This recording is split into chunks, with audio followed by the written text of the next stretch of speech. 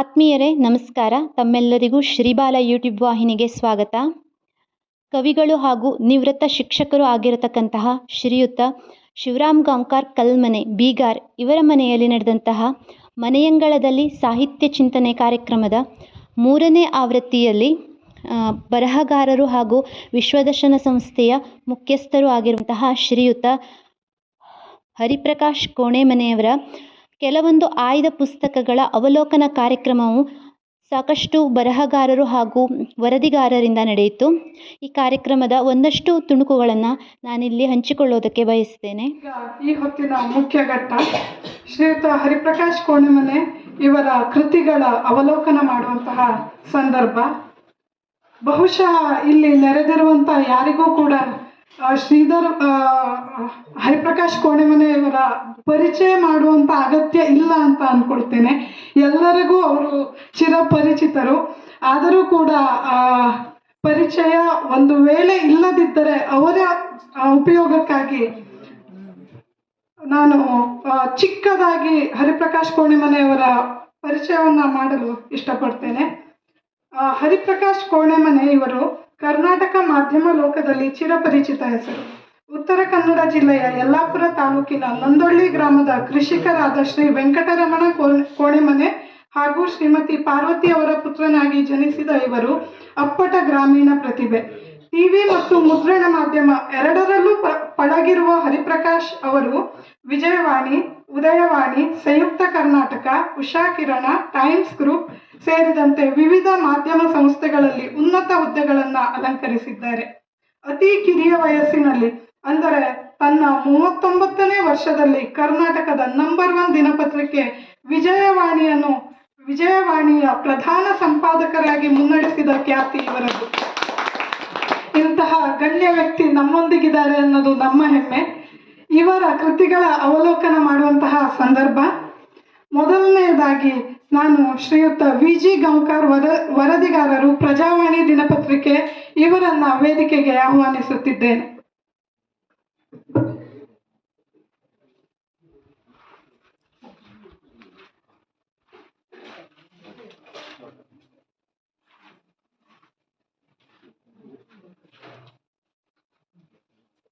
ಇಂದಿನ ಸಾಹಿತ್ಯ ಚಿಂತನ ಕಾರ್ಯಕ್ರಮದಲ್ಲಿ ಉಪಸ್ಥಿತರಿರುವಂತಹ ಎಲ್ಲ ಹಿರಿಯರನ್ನ ಅತ್ಯಂತ ಆದರಪೂರ್ವಕವಾಗಿ ವಂದಿಸಿಕೊಳ್ಳುತ್ತಾ, ಸ್ನೇಹಿತರು, ಹಿರಿಯ ಪತ್ರಕರ್ತರು ಆಗಿರುವಂತಹ ಹರಿಪ್ರಕಾಶ್ ಕೋಣೆಮನೆಯವರ ಅಂಕಣ ಬರಹಗಳ ಸಂಕಲನ ವಿಸ್ತಾರ 1ರ ಕುರಿತಾಗಿ ನನ್ನ ಕೆಲವು ಅನಿಸಿಕೆಗಳನ್ನು ಈ ಮೂಲಕ ಪ್ರಸ್ತುತಪಡಿಸ್ತಾ ಇದ್ದೇನೆ. ಈ ಕೃತಿಯ ಮುಖಪುಟದಲ್ಲೇ ಇಂಡಿಯಾ ಗೇಟಿನ ಚಿತ್ರ ಹಾಗೂ ಹೊಸ ತಿಳಿವಿನ ಬಾಗಿಲು ಅನ್ನುವಂಥ ಒಂದು ಘೋಷವಾಕ್ಯವನ್ನ ಕೆತ್ತಲಾಗಿದೆ. ಇದು ಬಹಳ ಅರ್ಥಪೂರ್ಣ ಅಂತ ನನಗೆ ನೋಡಿದಾಗ ಅನಿಸ್ತು. ಭಾರತ ಹೇಗೆ ಒಂದು ಜ್ಞಾನದ ಕೇಂದ್ರವೋ, ಜ್ಞಾನದ ಕೇಂದ್ರವಾಗಿರುವಂತಹ ಈ ಭಾರತಕ್ಕೆ ಹೇಗೆ ಬರಬಹುದು, ಹಾಗೆ ಹೊಸ ತಿಳಿವಿನ ಬಾಗಿಲು ಮೂಲಕವಾಗಿ ಈ ಕೃತಿಯನ್ನ ಓದುಗರಿಗೆ ಒಂದು ಹೊಸದಾದ ತಿಳಿವಿನ ಬಾಗಿಲನ್ನ ತೆರೀತದೆ ಹೇಳುವಂತ ಒಂದು ಸಾಂಕೇತಿಕವಾದಂತಹ ಒಂದು ಧ್ವನಿ ಇದರಲ್ಲಿ ಇದೆ ಅಂತ ನನಗೆ ಅನಿಸ್ತು. ಹರಿಪ್ರಕಾಶ್ ಕೋಣೆಮನೆಯವರು ಅವರೇ ಹೇಳಿಕೊಂಡ ಹಾಗೆ ಪತ್ರಿಕೋದ್ಯಮ ಅಥವಾ ಆ ಮೂಲಕವಾದಂತಹ ಒಂದು ಬರವಣಿಗೆ ಏನಿದೆ ಅದು ಸಮಾಜದ ಒಂದು ಬದಲಾವಣೆಗೂ ಕೂಡ, ಪರಿವರ್ತನೆ ಕೂಡ ಕಾರಣ ಆಗಬೇಕು ಅನ್ನುವಂತ ಒಂದು ಮನೋಧರ್ಮ ಅವರದ್ದು. ಇಲ್ಲಿನ ಎಲ್ಲ ಬರಹಗಳನ್ನು ನೋಡಿದಾಗ ನನಗೆ ಖಂಡಿತವಾಗಿಯೂ ಆ ಒಂದು ಕಾಳಜಿ, ಆ ಒಂದು ಎಚ್ಚರ ನನಗೆ ಕಂಡು ಬಂತು. ಈ ಸಂಕಲನದಲ್ಲಿ ಒಟ್ಟು 32 ಅಂಕಣಗಳಿವೆ. ಈ ಎಲ್ಲ ಅಂಕಣಗಳು ವಿಜಯ ಕರ್ನಾಟಕ ಪತ್ರಿಕೆಯಲ್ಲಿ ಈಗಾಗಲೇ ಪ್ರಕಟವಾದಂಥವು. ಈ ಎಲ್ಲ ಅಂಕಣಗಳನ್ನ ಅಥವಾ ಪ್ರತ್ಯೇಕವಾಗಿ ಎಲ್ಲರನ್ನ ವಂದಿಸ್ತಾ ನನ್ನ ಮಾತು. ಧನ್ಯವಾದ. ವಿಸ್ತಾರ ಭಾಗ 1 ಹೊಸ ತಿಳಿವಿನ ಬಾಗಿಲು ಕೃತಿಯ ಬಗ್ಗೆ ಅತ್ಯಂತ ತಾರ್ಕಿಕವಾಗಿ ಅವಲೋಕನ ಮಾಡಿದಂತಹ ಶ್ರೀಯುತ ವಿ.ಜಿ. ಗಾಂವ್ಕರ್ ಇವರಿಗೆ ತುಂಬು ಹೃದಯದ ಧನ್ಯವಾದಗಳು. ಈಗ ಶ್ರೀಯುತ ದತ್ತಾತ್ರೇಯ ಕಣ್ಣಿಪಾಲ್ ವರದಿಗಾರರು ಇವರನ್ನ ವೇದಿಕೆಗೆ ಆಹ್ವಾನಿಸುತ್ತಿದ್ದೇನೆ ಮತ್ತೊಂದು ಕೃತಿಯ ಅವಲೋಕನವನ್ನ ಮಾಡುವ ಕುರಿತಾಗಿ.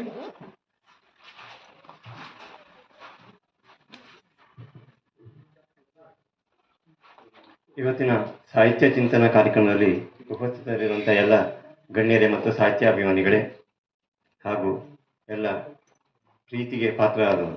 ಯಾಕೆಂದರೆ ಒಂದು ಸಾಹಿತ್ಯದ ಸುಗ್ಗಿಯನ್ನು ಅನುಭವಿಸ್ಲಿಕ್ಕೆ ನಮಗೆ ಇದುವರೆಗೆ ಅಂದರೆ ಇದೊಂದು ನೆಪ ಅಷ್ಟೆ. ಅದಕ್ಕಾಗಿ ನಾನು ಹರಿಪ್ರಕಾಶ್ ಕೋಣೆಮನೆಯವರ ವಿಸ್ತಾರ ಈ ಒಂದು ಪುಸ್ತಕದ 2ನೇ ಭಾಗ ಇವಾಗ ವಿಜಿಯವರು ಅದನ್ನು ವಿಶ್ಲೇಷಣೆ ಮಾಡಿ ಹೇಳಿದರು.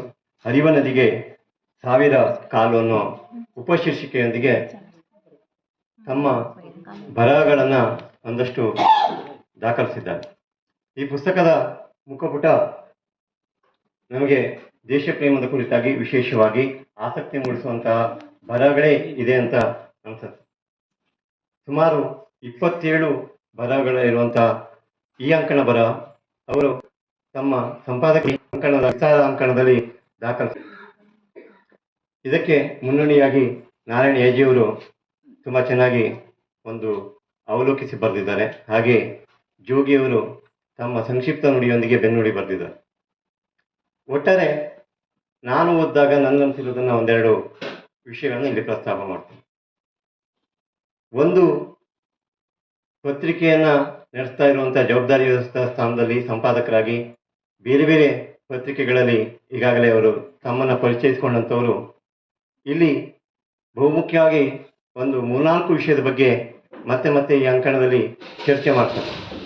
ಕೇವಲ ಚರ್ಚೆಯನ್ನಷ್ಟೇ ಮಾಡೋದಿಲ್ಲ, ಅದರೊಳಗಡೆ ಒಂದಷ್ಟು ಉದಾಹರಣೆ ಮತ್ತು ಘಟನೆಗಳನ್ನು ದಾಖಲಿಸ್ತಾ ಹೋಗ್ತಾರೆ.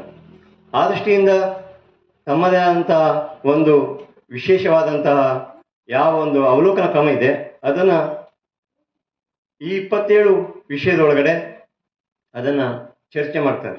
ಯಾಕೆಂದರೆ ಸೀಮಿತ ಒಂದು ವಿಷಯವನ್ನು ಬಹುತೇಕ ಅವರಿಗೆ ಮನಸ್ಸಿನಲ್ಲಿ ಕಾಡಿರೋದು ಮೊದಲು ಜಾಗೃತ ಆಗಿರೋದು ದೇಶಪ್ರೇಮ.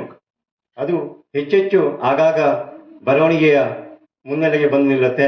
ಹಾಗೆ ಇನ್ನೊಂದು ಭ್ರಷ್ಟಾಚಾರ, ಅಂದರೆ ಒಬ್ಬ ಪಂಚಾಯತ್ ಕಾರ್ಕುನಿಂದ ಹಿಡಿದು IAS ಅಧಿಕಾರಿವರೆಗೆ ಯಾವ ರೀತಿಯ ಒಂದು ಭ್ರಷ್ಟಾಚಾರ ನಿಗ್ರಹಿಸಲಾಗದಂಥ ಸಂಗತಿಗಳನ್ನು ಅವರು ತಮ್ಮ ಅಂಕಣದಲ್ಲಿ ಇಲ್ಲಿ ನಿರೂಪಿಸಿದ್ದಾರೆ. ಇನ್ನೊಂದು, ಕೊರೋನಾ ಸಂದರ್ಭದಲ್ಲಿರೋ ಕಾರಣದಿಂದ ಅಲ್ಲಿಯೂ ಕೂಡ ಆ ಕೊರೋನಾ ಕಾಲಘಟ್ಟದಲ್ಲಿ ಏನೆಲ್ಲ ಉಪಕ್ರಮಗಳನ್ನು ನಮ್ಮ ದೇಶ ಕಂಡಿತು, ಆ ಮೂಲಕ ಜಗತ್ತಿಗೆ ಮಾದರಿಯಾಗುವಂತಹ ನಿರ್ಣಯಗಳನ್ನು ಕೈಗೊಂಡು ಅನ್ನೋದನ್ನು ಇವರು ತಮ್ಮ ಅಂಕಣದಲ್ಲಿ ದಾಖಲಿಸಿದ್ದಾರೆ. ಮುಖ್ಯವಾಗಿ ವಾಜಪೇಯಿಯವರ ಒಂದು ಅಜಾತಶತ್ರು ಅಂತ ಕರೆಸ್ಕೊಂಡಂಥವರು ಹೇಗೆ ಸದನದಲ್ಲಿ ಅವರು ತಮ್ಮ ವಿಶೇಷ ಒಂದು ಮಾತಿನ ಒಂದು ಶ್ರೀಮಂತಿಕೆಯಿಂದ ಗಮನ ಸೆಳೆದರು.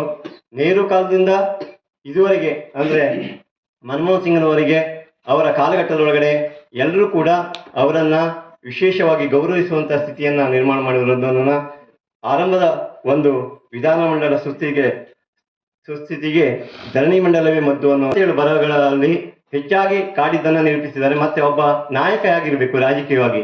ನನ್ನ ದೃಷ್ಟಿಯಲ್ಲಿ ಒಬ್ಬ ಪತ್ರಕರ್ತ, ರಾಜಕೀಯ ನಾಯಕ, ಜೊತೆಗೆ ಹಾಗೆ ಇನ್ನು ಸಾಹಿತ್ಯಿಕವಾಗಿ ತಾನು ಒಬ್ಬ ನಾಯಕನಾಗಬೇಕಿದ್ರೆ ಹೇಗಿರಬೇಕು ಅನ್ನೋದು, ಜೊತೆಗೆ ಹಿರಿಯರನ್ನ ನೆನೆಯುವುದರ ಮೂಲಕ ನಮಗೆ ಮಾರ್ಗದರ್ಶನ ಸೂತ್ರಗಳನ್ನು ನಾವು ಹೇಗೆ ಕಂಡುಕೊಳ್ಬೇಕು ಅನ್ನೋದನ್ನು ಅವರು ಇಲ್ಲಿ ವಿಶೇಷವಾಗಿ ದಾಖಲಿಸಿದ್ದಾರೆ. ಅವರೇ ಹೇಳಿದ ಹಾಗೆ ತಾನೊಬ್ಬ ಹಠವಾದಿ ಮತ್ತು ಅತ್ಯಂತ ಸ್ವಾವಲಂಬಿಯಾಗಿ ಬದುಕಬೇಕು ಅನ್ನೋದು, ಇದು ದೇಶ ಪ್ರೇಮದ ಕುರಿತಾಗಿ ಅವರು ಹೇಳಿರೋದು.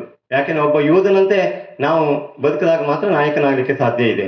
ನಾವು ನಿಜವಾಗಿಯೂ ಇಲ್ಲಿ ದುಡಿಲಿಕ್ಕೂ ಮತ್ತೆ ನಾವು ವಿಶೇಷ ಗೌರವಕ್ಕೂ ಪಾತ್ರರಾಗಬೇಕಿದ್ರೆ ನಾವು ಎಷ್ಟು ಎತ್ತರದಿಂದ ಎಷ್ಟು ಕೆಳಗಡೆ ಜಿಗಿಬೇಕು ಮತ್ತು ಎಷ್ಟು ಎತ್ತರಕ್ಕೆ ಏರಬೇಕು, ಹೀಗೆ ಆತ್ಮಾವಲೋಕನ ಮಾಡ್ಕೊಳ್ತಾ, ತನ್ನನ್ನು ಆತ್ಮಾವಲೋಕನ ಮಾಡ್ಕೊಳ್ತಾ ತಾನೇ ಒಬ್ಬ ಮಾದರಿಯಾಗುವ ಮೂಲಕ ಅನೇಕ ಹಿರಿಯ ನೇತಾರರ ಆದರ್ಶಗಳನ್ನು ದಾಖಲಿಸಿದ್ದಾರೆ. ಒಟ್ಟಾರೆ ಅವರ ಈ ಒಂದು ಇಡೀ ಕೃತಿಯೊಳಗಡೆ ನಮಗೆ ವಿಶೇಷ ಸಂಗತಿಗಳು ಏನಂದ್ರೆ, ಒಬ್ಬ ನಾಯಕನಾಗಿ ಬೆಳೆಯುವ ಮೂಲಕ, ರಾಜಕೀಯವಾಗಿ ಬೆಳೆಯುವುದ ಮೂಲಕ ತನ್ನ ಪ್ರಾದೇಶಿಕ ಅಭಿವೃದ್ಧಿಯ ಬಗೆಗೆ ಆತ ಲಕ್ಷ್ಯ ವಹಿಸಬೇಕಾಗತ್ತೆ. ಒಬ್ಬ ಜನಪ್ರತಿನಿಧಿ ಅಂತ ಅಂದ್ಕೊಳ್ಬೇಕಿದ್ರೆ ಆತ ತನ್ನೊಳಗಿನ ಇಡೀ ಒಂದು ಸಮುದಾಯವನ್ನು ಹೇಗೆ ಎತ್ತರಕ್ಕೆ ಬೆಳೆಸಬಲ್ಲ ಅನ್ನೋ ಶಕ್ತಿ ಇದೆ. ಆ ಶಕ್ತಿಯನ್ನು ನಾವು ಅವಲೋಕಿಸುವ ಮೂಲಕ ಅಂಥವರನ್ನು ಆಯ್ಕೆ ಮಾಡ್ಕೊಳ್ಬೇಕು. ಈ ಚುನಾವಣಾ ಪ್ರಕ್ರಿಯೆ ಬಗ್ಗೆ ಇಲ್ಲಿ ವಿಶ್ಲೇಷಣೆ ಮಾಡಿದ್ದಾರೆ. ಹಾಗೆ ಬೇರೆ ಬೇರೆ ನಾಯಕರು ಎಡವಿರೋ ಬಗ್ಗೆ ಸಹಿತ ಅತ್ಯಂತ ಸೂಕ್ಷ್ಮವಾಗಿ ದಾಖಲಿಸಿದ್ದಾರೆ. ಎಲ್ಲಿಯೂ ಕೂಡ ಅವರು ಯಾವುದೇ ಹಿಂಜರಿತನ ಇಲ್ಲದೆ ನೆಹರೂದಿಂದ ಹಿಡಿದು, ಗಾಂಧಿಯಿಂದ ಹಿಡಿದು, ವಾಜಪೇಯಿಯವರಿಂದ ಹಿಡಿದು ಸೋನಿಯಾ ಗಾಂಧಿ, ಹೀಗೆ ಬೇರೆ ಬೇರೆ ವ್ಯಕ್ತಿತ್ವದ ಬೇರೆ ಬೇರೆ ಆಯಾಮಗಳು ಮತ್ತು ಸಂದರ್ಭಗಳನ್ನು ಅತ್ಯಂತ ನಿರ್ಭೀಡೆಯಿಂದ ದಾಖಲಿಸುವ ಮೂಲಕ ನಮಗೆ ಈ ಅಂಕಣದ ಬಗ್ಗೆ ತುಂಬಾ ಪ್ರೀತಿ ಬರುವ ಹಾಗೆ ಮಾಡಿದ್ದಾರೆ. ಈ ಒಂದು ಪುಸ್ತಕವನ್ನ ಓದಿದಾಗ ಬಹುಮುಖ್ಯ ಭಾಗವಾಗಿ ನಮಗೆ ಅವರು ಇಡೀ ಒಂದು ಸಮಗ್ರವಾಗಿ ದೇಶವನ್ನ ಅಭ್ಯಸಿಸುವುದು ಮತ್ತು ಆಳವಾಗಿ ಅವರಿರುವಂತಹ ಕಲ್ಪನೆಗಳು ವ್ಯಕ್ತ ಆಗತ್ತೆ. ಅದನ್ನ ಮತ್ತೆ ಮತ್ತೆ ಅಂಕಣ, ಯಾಕೆಂದ್ರೆ ಪತ್ರಿಕೆಯ ಸಂಪಾದಕೀಯ ಪುಟ ಓದಬೇಕಾಗಿದೆ. ಅದು ಸಮಗ್ರವಾಗಿ ಸಾಮೂಹಿಕವಾಗಿ ಸಮಾಜವನ್ನ ವಿಶೇಷ ಗಮನಿಸುವಂತೆ ಇರುತ್ತೆ. ಇದನ್ನು ಸಹಿತ ಹರಿಪ್ರಕಾಶ್ ಕೋಣೆಮನೆಯವರ ಬರಗಳನ್ನ ಯಾಕೆ ಓದಬೇಕು, ಯಾಕೆ ಅವರು ವಿಶ್ಲೇಷಿಸಿ ಬರೀತಾರೆ, ಯಾಕೆ ಇದನ್ನ ಸಮಗ್ರವಾಗಿ ಇಟ್ಟು ಬರೆದಿದ್ದಾರೆ ಅನ್ನೋದನ್ನ ಸಾಕ್ಷಿ ರೂಪಕವಾಗಿ ಇದು ನಮಗೆ ಸಿಕ್ಕಿದೆ. ಆ ದೃಷ್ಟಿಯಿಂದ ಈ ಪುಸ್ತಕವನ್ನು ಓದ್ತಾ ಹೋದಾಗ ಇದು 1, 2, 3 ಭಾಗ ಹೀಗೆ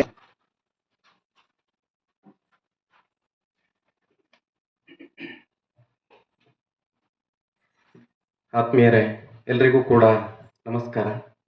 ಇವತ್ತಿನ ದಿವಸ ಮನೆಯಂಗಳದಲ್ಲಿ ಸಾಹಿತ್ಯ ಚಿಂತನೆ ಭಾಗ 3 ವೇದಿಕೆ ಮೇಲೆ ಆಸೀನರಾಗಿರ್ತಕ್ಕಂತಹ ಗಣ್ಯರೇ ಹಾಗೂ ವೇದಿಕೆಯ ಮುಂಭಾಗದಲ್ಲಿ ಆಸೀನರಾಗಿರ್ತಕ್ಕಂತಹ ಎಲ್ಲ ಸಾಹಿತ್ಯ ಪ್ರೇಮಿ ಬಂಧು ಬಾಂಧವರೇ, ನನ್ನ ಮಾತನ್ನ ಪ್ರಾರಂಭಿಸೋದಕ್ಕಿಂತ ಮೊದಲಿಗೆ ನಾನು ಈ ಒಂದು ಮನೆಯಂಗಳದಲ್ಲಿ ಸಾಹಿತ್ಯ ಚಿಂತನೆ ಅಂತಕ್ಕಂಥ ಕಾರ್ಯಕ್ರಮದ ಆಯೋಜಕರನ್ನ ಅಭಿನಂದಿಸೋದಕ್ಕೆ ಇಷ್ಟಪಡ್ತೇನೆ. ಯಾಕೆ ಅಂತಂದ್ರೆ ನಾನು ಕೂಡ ಮನೆಯಂಗಳದಲ್ಲಿ ಸಾಹಿತ್ಯ ಚಿಂತನೆ ಅಂತಕ್ಕಂಥ ಕಾರ್ಯಕ್ರಮದ ಒಬ್ಬ ಫಲಾನುಭವಿ. ಯಾಕೆ ಅಂತಂದ್ರೆ ಹೋದ ವರ್ಷ ಮನೆಯಂಗಳದಲ್ಲಿ ಸಾಹಿತ್ಯ ಚಿಂತನೆ ಭಾಗ 2 ಕಾರ್ಯಕ್ರಮ ನನ್ನಲ್ಲಿ ಒಂದು ಕಿಚ್ಚನ್ನ ಹೊತ್ತಿಸ್ತು. ಅದರ ಪರಿಣಾಮವಾಗಿ ನಾನು ಕಳೆದ ಸೆಪ್ಟೆಂಬರ್ ತಿಂಗಳಲ್ಲಿ ಸಂಗಮ್ ಶರಣಂ ಗಚ್ಚಾಮಿ ಅಂತಕ್ಕಂಥ ಮೈಕ್ರೋ ಫೈನಾನ್ಸ್ ಅಥವಾ ಕಿರು ಹಣಕಾಸಿಗೆ ಸಂಬಂಧಪಟ್ಟಂತ ಒಂದು ಸಣ್ಣ ಪುಸ್ತಕವನ್ನ ಬರೆಯೋದಕ್ಕೂ ಕೂಡ ನನಗೆ ಅದೊಂದು ಪ್ರಚೋದನೆಯನ್ನ ಕೊಡ್ತು, ಒಂದು ಉತ್ತೇಜನವನ್ನ ಕೊಡ್ತು. ಅದನ್ನ ಸನ್ಮಾನ್ಯ ಮಂತ್ರಿಗಳಾಗಿರ್ತಕ್ಕಂಥ ಎಚ್ ಸಿ ಮಹದೇವಪ್ಪನವರು ಮೈಸೂರಿನಲ್ಲಿ ಬಿಡುಗಡೆಯನ್ನ ಮಾಡಿದ್ರು. ಹಾಗಾಗಿ ಹೆಮ್ಮೆಯಿಂದ ನಾನು ಈ ಕಾರ್ಯಕ್ರಮದ ಫಲಾನುಭವಿ ಅಂತ ಹೇಳ್ಕೊಳ್ಳೋದಕ್ಕೆ ಇಷ್ಟಪಡ್ತೇನೆ. ಸ್ನೇಹಿತರೆ, ಇವತ್ತಿನ ದಿವಸ ನನಗೆ ಸಿಕ್ಕಿರತಕ್ಕಂತಹ ಪುಸ್ತಕ ಮನಿ, ಮೋದಿ ಹಾಗೂ ದಿ ಮ್ಯಾಜಿಕ್ ಅಂತಕ್ಕಂಥ ಒಂದು ಪುಸ್ತಕ. ಇಷ್ಟು ದೊಡ್ಡ ಒಬ್ಬ ಪತ್ರಕರ್ತ ಬರೆದಿರತಕ್ಕಂತಹ ಪುಸ್ತಕವನ್ನ ಅವಲೋಕನ ಮಾಡೋದಕ್ಕೆ ನಾನು ಪ್ರಬುದ್ಧನೋ ಅಲ್ವೋ ಗೊತ್ತಿಲ್ಲ, ಆದರೂ ಕೂಡ ನನ್ನ ಪ್ರಯತ್ನವನ್ನ ನಾನು ಮಾಡಬೇಕು ಅನ್ನತಕ್ಕಂತಹ ಒಂದು ಉದ್ದೇಶದಿಂದ ತಮ್ಮೆದುರಿಗೆ ನಿಂತಿದ್ದೇನೆ.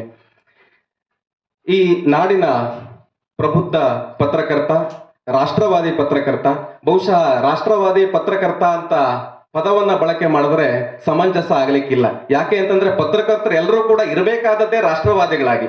ಹಾಗಾಗಿ ಒಬ್ಬ ಮಾಧ್ಯಮ ದಿಗ್ಗಜ, ಶಿಕ್ಷಣ ತಜ್ಞ ಹರಿಪ್ರಕಾಶ ಕೋಣೆಮನೆಯವರು ಬರೆದಿರತಕ್ಕಂತಹ ಮನಿ, ಮೋದಿ ಹಾಗೂ ಮ್ಯಾಜಿಕ್ ಎಂತಕ್ಕಂತಹ ಪುಸ್ತಕಕ್ಕೆ ಡಾಕ್ಟರ್ ಡಿ ವೀರೇಂದ್ರ ಹೆಗ್ಗಡೆಯವರು ಮುನ್ನುಡಿಯನ್ನ ಬರೆದಿದ್ದಾರೆ. ಖ್ಯಾತ ಘನ ವಿದ್ವಾಂಸರಾಗಿರ್ತಕ್ಕಂತಹ ಡಾಕ್ಟರ್ KS ನಾರಾಯಣಾಚಾರ್ಯ ಅವರು ಪ್ರಶಂಸನೀಯ ಮಾತುಗಳನ್ನ ಬರೆದಿದ್ದಾರೆ.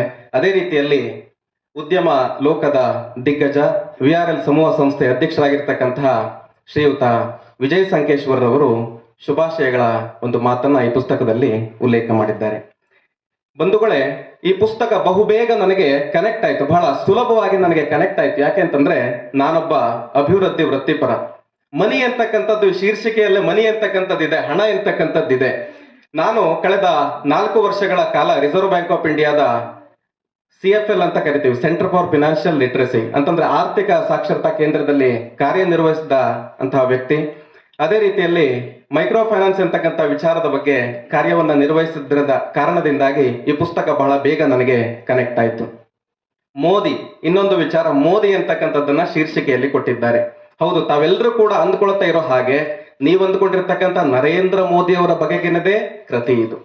ಹೌದು, ಮೋದಿ ಅಂತಕ್ಕಂತಹ ವ್ಯಕ್ತಿ ರಾಜಕೀಯವಾಗಿರ್ತಕ್ಕಂಥ ವ್ಯಕ್ತಿ, ನಾವೆಲ್ಲರೂ ಕೂಡ ಒಪ್ಕೊಳ್ಬೇಕಾದಂತಹ ವಿಷಯ. ಆದ್ರೆ ಇದನ್ನ ಅವಲೋಕನಕ್ಕೆ ನಿಂತಿರ್ತಕ್ಕಂಥ ನಾನು ರಾಜಕೀಯ ವ್ಯಕ್ತಿ ಅಲ್ಲ. ಈ ಪುಸ್ತಕವನ್ನ ಬರೆದಂತ ಸಂದರ್ಭದಲ್ಲಿ ಹರಿಪ್ರಕಾಶ್ ಕೋಣೆಮನೆ ಅವರು ಕೂಡ ರಾಜಕೀಯದಲ್ಲಿ ಇದ್ದಂತಹ ವ್ಯಕ್ತಿ ಅಲ್ಲ. ಹಾಗಾಗಿ ಈ ಒಂದು ಅವಲೋಕನವನ್ನ ನಾವೆಲ್ಲರೂ ಕೂಡ ರಾಜಕೀಯ ಹಿನ್ನೆಲೆಯಲ್ಲಿ ನೋಡ್ಬೇಕಾದಂತ ಅವಶ್ಯಕತೆ ಇಲ್ಲ ಅಂತಕ್ಕಂಥ ಮಾತನ್ನ ಹೇಳ್ತಾ, ಮಳೆಗಾಗಿ ಕಾಯುವ ಚಾತಕ ಪಕ್ಷಿಯಂತೆ, ರಾಮನಿಗಾಗಿ ಕಾದಿದ್ದ ಶಬರಿಯಂತೆ, ಈ ದೇಶದ ಬಹುಸಂಖ್ಯಾತ ಜನಸಂಖ್ಯೆ ಏನಿತ್ತು, ಬಹುದೊಡ್ಡ ಸಮಾಜ ಏನಿತ್ತು, ಇದು ಸುಮಾರು 21ನೇ ಶತಮಾನದ 2ನೇ ದಶಕದ ದ್ವಿತೀಯ ಭಾಗದಲ್ಲಿ ಈ ದೇಶದ ಬಹುದೊಡ್ಡ ಜನಸಂಖ್ಯೆ ಒಂದು ಸಮರ್ಥವಾಗಿರ್ತಕ್ಕಂಥ ನಾಯಕತ್ವ ಈ ದೇಶಕ್ಕೆ ಬೇಕು ಎಂತಕ್ಕಂಥದ್ದನ್ನ ಎದುರು ನೋಡ್ತಾ ಇದ್ದಂತಹ ಸಂದರ್ಭ ಅದು. ಯಾಕೆ ಎಲ್ಲರೂ ಕೂಡ ಒಬ್ಬ ಸಮರ್ಥವಾಗಿರ್ತಕ್ಕಂಥ ನಾಯಕತ್ವ ಈ ದೇಶಕ್ಕೆ ಬೇಕು ಅಂತಕ್ಕಂಥದ್ದನ್ನ ಯೋಚನೆಯನ್ನ ಮಾಡ್ತಾ ಇದ್ರು ಅಂತಂದ್ರೆ ಈ ದೇಶದ ಪರಿಸ್ಥಿತಿ ಹಾಗಿತ್ತು. ಹಿಂದಿನ ಆಡಳಿತಗಾರರು ಕೊಟ್ಟಿರ್ತಕ್ಕಂತಹ ಆಡಳಿತದ ಪರಿಣಾಮವಾಗಿ ಹಣದುಬ್ಬರ ತಾರಕಕ್ಕೇರಿತ್ತು, ಭಾರತೀಯ ರೂಪಾಯಿಯ ಮೌಲ್ಯ ಪಾತಾಳಕ್ಕಿಳಿದಿತ್ತು, ಭ್ರಷ್ಟಾಚಾರ ತಾಂಡವ ಆಡ್ತಾ ಇತ್ತು. ನಾವೆಲ್ಲರೂ ಕೂಡ ಸಣ್ಣವರಿದ್ದಾಗ A for apple, B for ball, C for cat ಅಂತ ಕೇಳಿದ್ದೇವೆ. ಆದ್ರೆ 2014ರ ಪೂರ್ವದಲ್ಲಿ ಎ ಫಾರ್ ಏರ್ಫೋರ್ಸ್ ಹಗರಣ, ಬಿ ಫಾರ್ ಬೋಫೋರ್ಸ್ ಹಗರಣ, ಸಿ ಫಾರ್ ಕಾಮನ್ವೆಲ್ತ್ ಹಗರಣ ಅಂತ ಏದಿಂದ ಹಿಡಿದು ಜಗ್ನ ತನಕ ಹಗರಣಗಳೇ ತುಂಬಿದ್ದಂತ ಈ ದೇಶದಲ್ಲಿ ಹೊಸ ವ್ಯವಸ್ಥೆಯನ್ನ ತರಬೇಕು. ಭಾರತದ ಆರ್ಥಿಕ ರಾಜಕೀಯ ಸ್ಥಿತಿಗತಿಗಳನ್ನ, ಧಾರ್ಮಿಕ ಸ್ಥಿತಿಗತಿಗಳನ್ನ, ಸಾಮಾಜಿಕ ಸ್ಥಿತಿಗತಿಗಳನ್ನ ಬದಲಾವಣೆಗಾಗಿ ಒಬ್ಬ ನಾಯಕ ಬೇಕಾಗಿತ್ತು. ಹಾಗಾಗಿ ಈ ದೇಶದ ಬಹುಸಂಖ್ಯೆಯ ಜನ ಸಮಾಜ ಓಟನ್ನ ಕೊಟ್ಟು ನರೇಂದ್ರ ಮೋದಿ ಅಂತಕ್ಕಂಥ ಒಬ್ಬ ದಕ್ಷ ಆಡಳಿತಗಾರರನ್ನ ಪ್ರಧಾನಮಂತ್ರಿಯ ಕುರ್ಚಿಗೆ ಆಯ್ಕೆಯನ್ನ ಮಾಡ್ಕೊಳ್ತಾರೆ. ಬಂಧುಗಳೇ, ಮೋದಿ ಮಾಡೆಲ್ ಅಂತ ಕರಿತೇವೆ, ಗುಜರಾತ್ ಮಾಡೆಲ್ ಅಂತ ಕರಿತೇವೆ. ಆದರೆ ಮೋದಿಗೆ ರಾಷ್ಟ್ರ ರಾಜಕಾರಣದಲ್ಲಿ ಅನುಭವ ಇರಲಿಲ್ಲ. ರಾಷ್ಟ್ರ ರಾಜಕಾರಣವನ್ನ ಹೇಗೆ ನಡೆಸಬೇಕು, ಹೇಗೆ ಮುನ್ನಡೆಸಬೇಕು ಇರತಕ್ಕಂಥ ಅನುಭವ ಇರಲಿಲ್ಲ. ಹಾಗಾಗಿ ಮೋದಿಯ ಎದುರಿಗೆ 2014ರಲ್ಲಿ ಪ್ರಧಾನಮಂತ್ರಿ ಆಗಿದ್ದಾಗ ಸಾಲು ಸಾಲು ಕಷ್ಟಗಳ ಸರಮಾಲೆ ಇತ್ತು. ಹಾಗಾದ್ರೆ ಹಿಂದಿನ ನಾಯಕತ್ವ ಅಷ್ಟು ದುರ್ಬಲವಾಗಿತ್ತ ಅಂತ ಕೇಳಿದ್ರೆ ಅದನ್ನು ಕೂಡ ನಾವು ಒಪ್ಕೊಳ್ಳಿಕ್ ಸಾಧ್ಯ ಇಲ್ಲ. ಯಾಕೆ ಅಂತಂದ್ರೆ ಈ ಪುಸ್ತಕದಲ್ಲಿ ಬಹಳ ಸ್ಪಷ್ಟವಾಗಿ ಹರಿಪ್ರಕಾಶ್ ಕೋಣೆಮನಿ ಅವರು ಉಲ್ಲೇಖ ಮಾಡ್ತಾರೆ. ಈ ದೇಶದಲ್ಲಿ 2014ರವರೆಗೆ ಆಡಳಿತವನ್ನ ಕೊಟ್ಟದ್ದು ಯಾರು ಅಂತಂದ್ರೆ ಇಡೀ ಪ್ರಪಂಚದಲ್ಲಿಯೇ ಖ್ಯಾತಿಯನ್ನ ಪಡೆದಿರತಕ್ಕಂತಹ ಖ್ಯಾತ ಅರ್ಥಜ್ಞಾನಿ ಹಾಗೂ ಮೌನಿ ಡಾಕ್ಟರ್ ಮನಮೋಹನ್ ಸಿಂಗ್ ಅವರು ಆಡಳಿತವನ್ನ ಕೊಡ್ತಾರೆ. ಅದು ಸಾಮಾನ್ಯವಾಗಿರ್ತಕ್ಕಂಥ ಆಡಳಿತ ಅಲ್ಲ. ಹಲವಾರು ಯೋಜನೆಗಳನ್ನ, ಹಲವಾರು ವಿಚಾರಗಳನ್ನ, ಹಲವಾರು ಅಭಿವೃದ್ಧಿ ಪೂರ್ವಕವಾಗಿರ್ತಕ್ಕಂತಹ ಕಾರ್ಯಕ್ರಮಗಳನ್ನ ರೂಪಿಸಿದ್ರು. ಆದ್ರೆ ಅದನ್ನ ಅನುಷ್ಠಾನ ಮಾಡ್ಲಿಕ್ಕೆ ಎಲ್ಲೋ ಒಂದು ಕಡೆಯಲ್ಲಿ ಎಡವುದ್ರು ಅಂತಂದ್ರೆ ಬಹುಶಃ ತಪ್ಪಾಗ್ಲಿಕ್ಕಿಲ್ಲ. ಕ್ಷಮಿಸಿ, ನಾನು ಮೌನಿ ಅಂತಕ್ಕಂಥ ಶಬ್ದವನ್ನ ಉಪಯೋಗಿಸಿದೆ, ಆದ್ರೆ ಅದರ ಅರಿವಿದ್ದೇ ನಾನು ಉಪಯೋಗಿಸಿದ್ದೇನೆ. ಯಾಕೆ ಅಂತಂದ್ರೆ ಈ ಪುಸ್ತಕದಲ್ಲಿ ಹರಿಪ್ರಕಾಶ್ ಕೋಣೆಮನೆಯವರು ಹೇಳ್ತಾರೆ, ಸಂವಹನ ಎಂತಕ್ಕಂಥದ್ದು ಎಷ್ಟು ಅದ್ಭುತವಾಗಿ ಕೆಲಸ ಮಾಡ್ತದೆ. ಒಬ್ಬ ದೇಶವನ್ನ ಆಡಳಿತ ಮಾಡ್ತಕ್ಕಂಥವನಿಗೆ, ದೇಶವನ್ನ ಆಳ್ತಕ್ಕಂಥವನಿಗೆ ಸಂವಹನ ಎಂತಕ್ಕಂಥದ್ದು ಎಷ್ಟು ಮುಖ್ಯ. ಆ ಕಾರಣದಿಂದಾಗಿ ಮೋದಿ ಏನೆಲ್ಲ ಸಾಧಿಸಿದ್ರು ಎಂತಕ್ಕಂತಹ ಸ್ಪಷ್ಟವಾಗಿರ್ತಕ್ಕಂಥ ಚಿತ್ರಣವನ್ನ ಈ ಪುಸ್ತಕದಲ್ಲಿ ಹರಿಪ್ರಕಾಶ್ ಕೋಣೆಮನೆಯವರು ದಾಖಲು ಮಾಡಿದ್ದಾರೆ. ಬಹುಸಂಖ್ಯಾತ ಜನರಿಗೆ ಇದ್ದಂತಹ ಪ್ರಶ್ನೆ ಹರಿಪ್ರಕಾಶ್ ಕೋಣೆಮನೆಯವರಿಗೂ ಕೂಡ ಇತ್ತು ಈ ಪುಸ್ತಕವನ್ನ ಬರೀತಕ್ಕಂಥ ಸಂದರ್ಭದಲ್ಲಿ. ಬಹುಶಃ ಈ ಪುಸ್ತಕ ಬರೆದಿದ್ದು 2018-19 ಆಸ್ಪಾಸ್ನಲ್ಲಿ ಇರಬೇಕು ಅಂತ ನಾನು ಭಾವಿಸ್ತೇನೆ. ಹಾಗಾದ್ರೆ ಬಹುಸಂಖ್ಯಾತರ ಅಥವಾ ಈ ದೇಶದ ಬಹುಸಂಖ್ಯಾತ ಸಮಾಜದಲ್ಲಿದ್ದಂತಹ ಪ್ರಶ್ನೆಗಳೇನು ಅಂತಂದ್ರೆ, ಅಭಿವೃದ್ಧಿ ಅಂತಂದ್ರೆ ಏನು, ಅಭಿವೃದ್ಧಿಯ ಮಾನದಂಡಗಳೇನು, ಅಭಿವೃದ್ಧಿ ಅಂತಂದ್ರೆ ಕೇವಲ ದೊಡ್ಡ ದೊಡ್ಡ ಯೋಜನೆಗಳನ್ನ ತಂದು ರಸ್ತೆಗೆ ಕರಿಪಟ್ಟಿಯನ್ನ ಬಳಿದು ಅಣೆಕಟ್ಟುಗಳನ್ನ ಕಟ್ಟಿದ್ರೆ ಅದು ಅಭಿವೃದ್ಧಿಯ, ಅಥವಾ ಯಾವ ರೀತಿಯಾಗಿದ್ರೆ ಅದನ್ನು ಅಭಿವೃದ್ಧಿ ಅಂತ ನಾವು ಕರಿಬಹುದು. ಹಾಗೆ ಮೋದಿಯವರು ಈ ದೇಶಕ್ಕೆ ಕೊಟ್ಟಂತಹ ಕೊಡುಗೆ ಏನು ಎಂತಕ್ಕಂಥ ಹಲವಾರು ಪ್ರಶ್ನೆಗಳು ಎಲ್ಲರಲ್ಲೂ ಕೂಡ ಇತ್ತು. ಅದೇ ರೀತಿಯಲ್ಲಿ ಹರಿಪ್ರಕಾಶ್ ಕೋಣೆಮನೆಯವರಿಗೂ ಕೂಡ ಒಬ್ಬ ಪತ್ರಕರ್ತನಾಗಿ ಆ ಎಲ್ಲ ಪ್ರಶ್ನೆಗಳು ಇತ್ತು. ಆ ಎಲ್ಲ ಪ್ರಶ್ನೆಗಳಿಗೆ ಉತ್ತರದ ರೂಪದಲ್ಲಿ ಬಂದಿರತಕ್ಕಂತಹ ಫಲವೇ ಈ ಒಂದು ಮನಿ ಮೋದಿ ಹಾಗೂ ಮ್ಯಾಜಿಕ್ ಎಂತಕ್ಕಂಥ ಪುಸ್ತಕ ಅಂತಂದ್ರೆ ಬಹುಶಃ ತಪ್ಪಾಗ್ಲಿಕ್ಕಿಲ್ಲ. ಸ್ನೇಹಿತರೆ, ಹಾಗಾದ್ರೆ ಮೋದಿ ಅವರು ಹಣಕಾಸಿಗೆ ಸಂಬಂಧಪಟ್ಟಂತೆ ನಮ್ಮ ದೇಶದಲ್ಲಿ ಏನೆಲ್ಲ ಯೋಜನೆಗಳನ್ನ ತಂದಿದ್ದಾರೆ, ಅದರಿಂದ ಏನೆಲ್ಲ ಬದಲಾವಣೆಗಳಾಗಿದೆ ಅಂತ ನೋಡ್ತಾ ಹೋದ್ರೆ ಬಹುಶಃ ನನಗೆ ಕೊಟ್ಟಿರ್ತಕ್ಕಂಥ ಸಮಯ ಸಾಕಾಗ್ಲಿಕ್ಕಿಲ್ಲ. ಯಾಕೆ ಅಂತಂದ್ರೆ ಜನಧನ್ ಎಂತಕ್ಕಂಥ ಅದ್ಭುತವಾಗಿರ್ತಕ್ಕಂಥ ಯೋಜನೆಯನ್ನ ಮೋದಿ ಅವರು ತಂದ್ರು. ಆಲ್ರೆಡಿ ಅದನ್ನ ಡಾಕ್ಟರ್ ಮನಮೋಹನ್ ಸಿಂಗ್ ಅವರು ಅದನ್ನ ಜಾರಿಗೆ ತಂದಿದ್ರು ಬೇರೆ ಹೆಸರಲ್ಲಿ, ಆದ್ರೆ ಅನುಷ್ಠಾನದಲ್ಲಿ ಅದು ವಿಫಲ ಆಗಿತ್ತು. ಮೋದಿಜಿ ಅವರು ಜನಧನ್ ಎಂತಕ್ಕಂತಹ ಯೋಜನೆಯನ್ನ ತಂದು ಪ್ರತಿಯೊಬ್ಬ ಭಾರತೀಯನಿಗೂ ಕೂಡ ರಾಷ್ಟ್ರೀಕೃತ ಬ್ಯಾಂಕಿನಲ್ಲಿ ಬ್ಯಾಂಕ್ ಅಕೌಂಟ್ ಇರಬೇಕು, ಉಳಿತಾಯ ಖಾತೆ ಇರಬೇಕು ಅಂತಕ್ಕಂಥದ್ದನ್ನ ಯೋಚನೆಯನ್ನ ಮಾಡ್ತಾರಲ್ಲ, ಇದು ನಿಜಕ್ಕೂ ಕೂಡ ಅದ್ಭುತವಾಗಿರ್ತಕ್ಕಂಥ ವಿಚಾರ. ಯಾಕೆ ಅಂತ ಹೇಳ್ತೇನೆ ನನ್ನ ಅನುಭವವನ್ನ. ಯಾಕೆ ಈ ಸೇವಿಂಗ್ಸ್ ಬ್ಯಾಂಕ್ ಅಕೌಂಟ್ ಬಹಳ ಮುಖ್ಯ, ಯಾಕೆ ಒಂದು ಬ್ಯಾಂಕ್ ಅಕೌಂಟ್ ಮುಖ್ಯ ಅಂತಂದ್ರೆ ಅದರ ಅನುಭವ ಯಾವಾಗ ಆಗ್ತದೆ ಅಂತಂದ್ರೆ ನೋಟಿನ ಅಮಾನ್ಯೀಕರಣ ಆಯ್ತಲ್ಲ ಆಗ ನಮ್ಗೆ ಅನುಭವಕ್ಕೆ ಬರ್ತದೆ. ನಮ್ಮೂರಿನ ಸರ್ವಾಗೌಡನ ಹೆಂಡತಿಯ ಟ್ರಂಕ್ ನಲ್ಲಿ 2,75,000 ರೂಪಾಯಿ ಕ್ಯಾಶ್ ಸಿಕ್ತಲ್ಲ, ಅವರಿಗೆ ಬ್ಯಾಂಕಿನ ಬಗ್ಗೆ ಮಾಹಿತಿ ಇದ್ದಿದ್ರೆ, ಅರಿವಿದ್ದಿದ್ರೆ, ಜಾಗೃತಿ ಇದ್ದಿದ್ರೆ ಬಹುಶಃ ಅದು ಅಲ್ಲಿ ಇರ್ತಿರ್ಲಿಲ್ಲ, ಬ್ಯಾಂಕ್ ನಲ್ಲಿ ಇರ್ತಿತ್ತು. 2,75,000 ರೂಪಾಯಿ ಇದ್ದಿದ್ದು 3 ಲಕ್ಷನೋ 5 ಲಕ್ಷನೋ ಆಗಿರ್ತಿತ್ತು.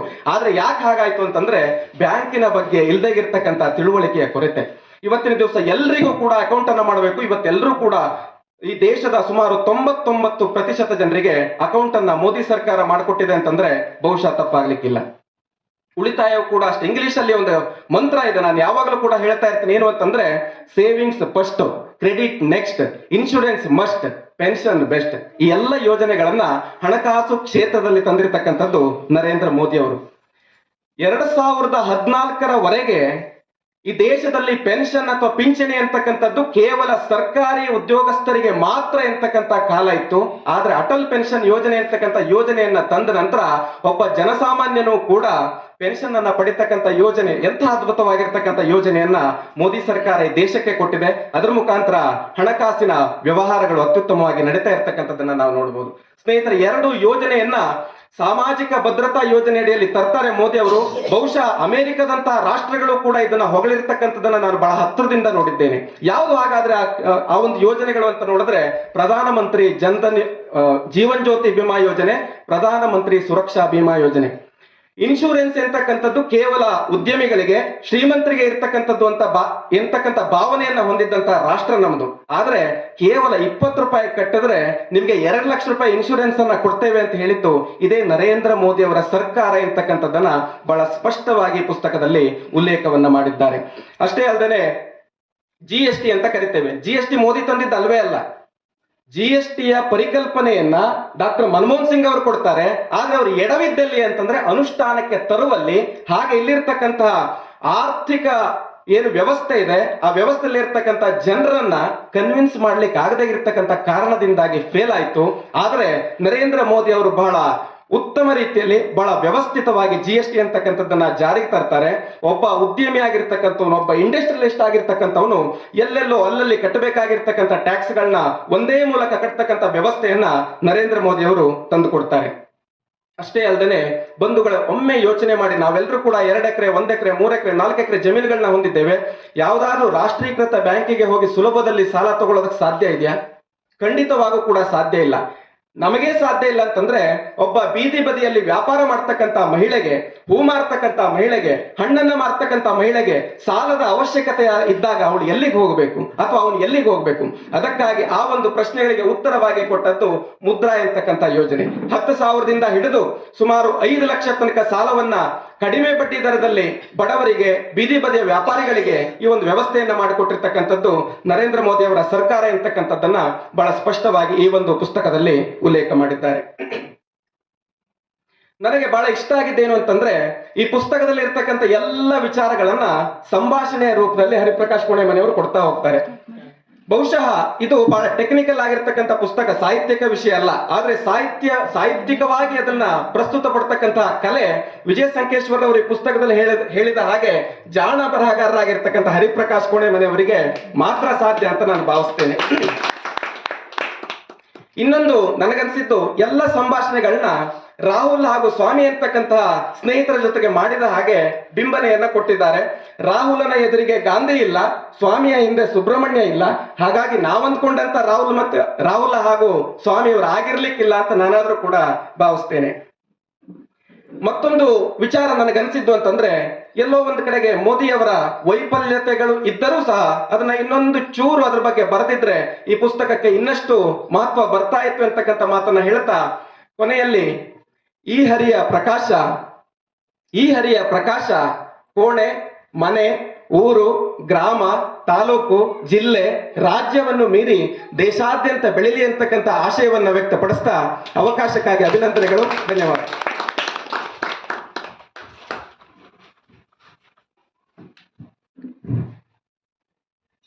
ಮನಿ, ಮೋದಿ ಆ್ಯಂಡ್ ದಿ ಮ್ಯಾಜಿಕ್ ಪುಸ್ತಕವನ್ನು ತನ್ನ ಅನುಭವದ ಸಾರವನ್ನ ಸೇರಿಸಿ ಅವಲೋಕನ ಮಾಡಿದಂಥ ಡಾಕ್ಟರ್ ನಾರಾಯಣ್ ಹೆಗಡೆ ಅವರಿಗೆ ಧನ್ಯವಾದಗಳು.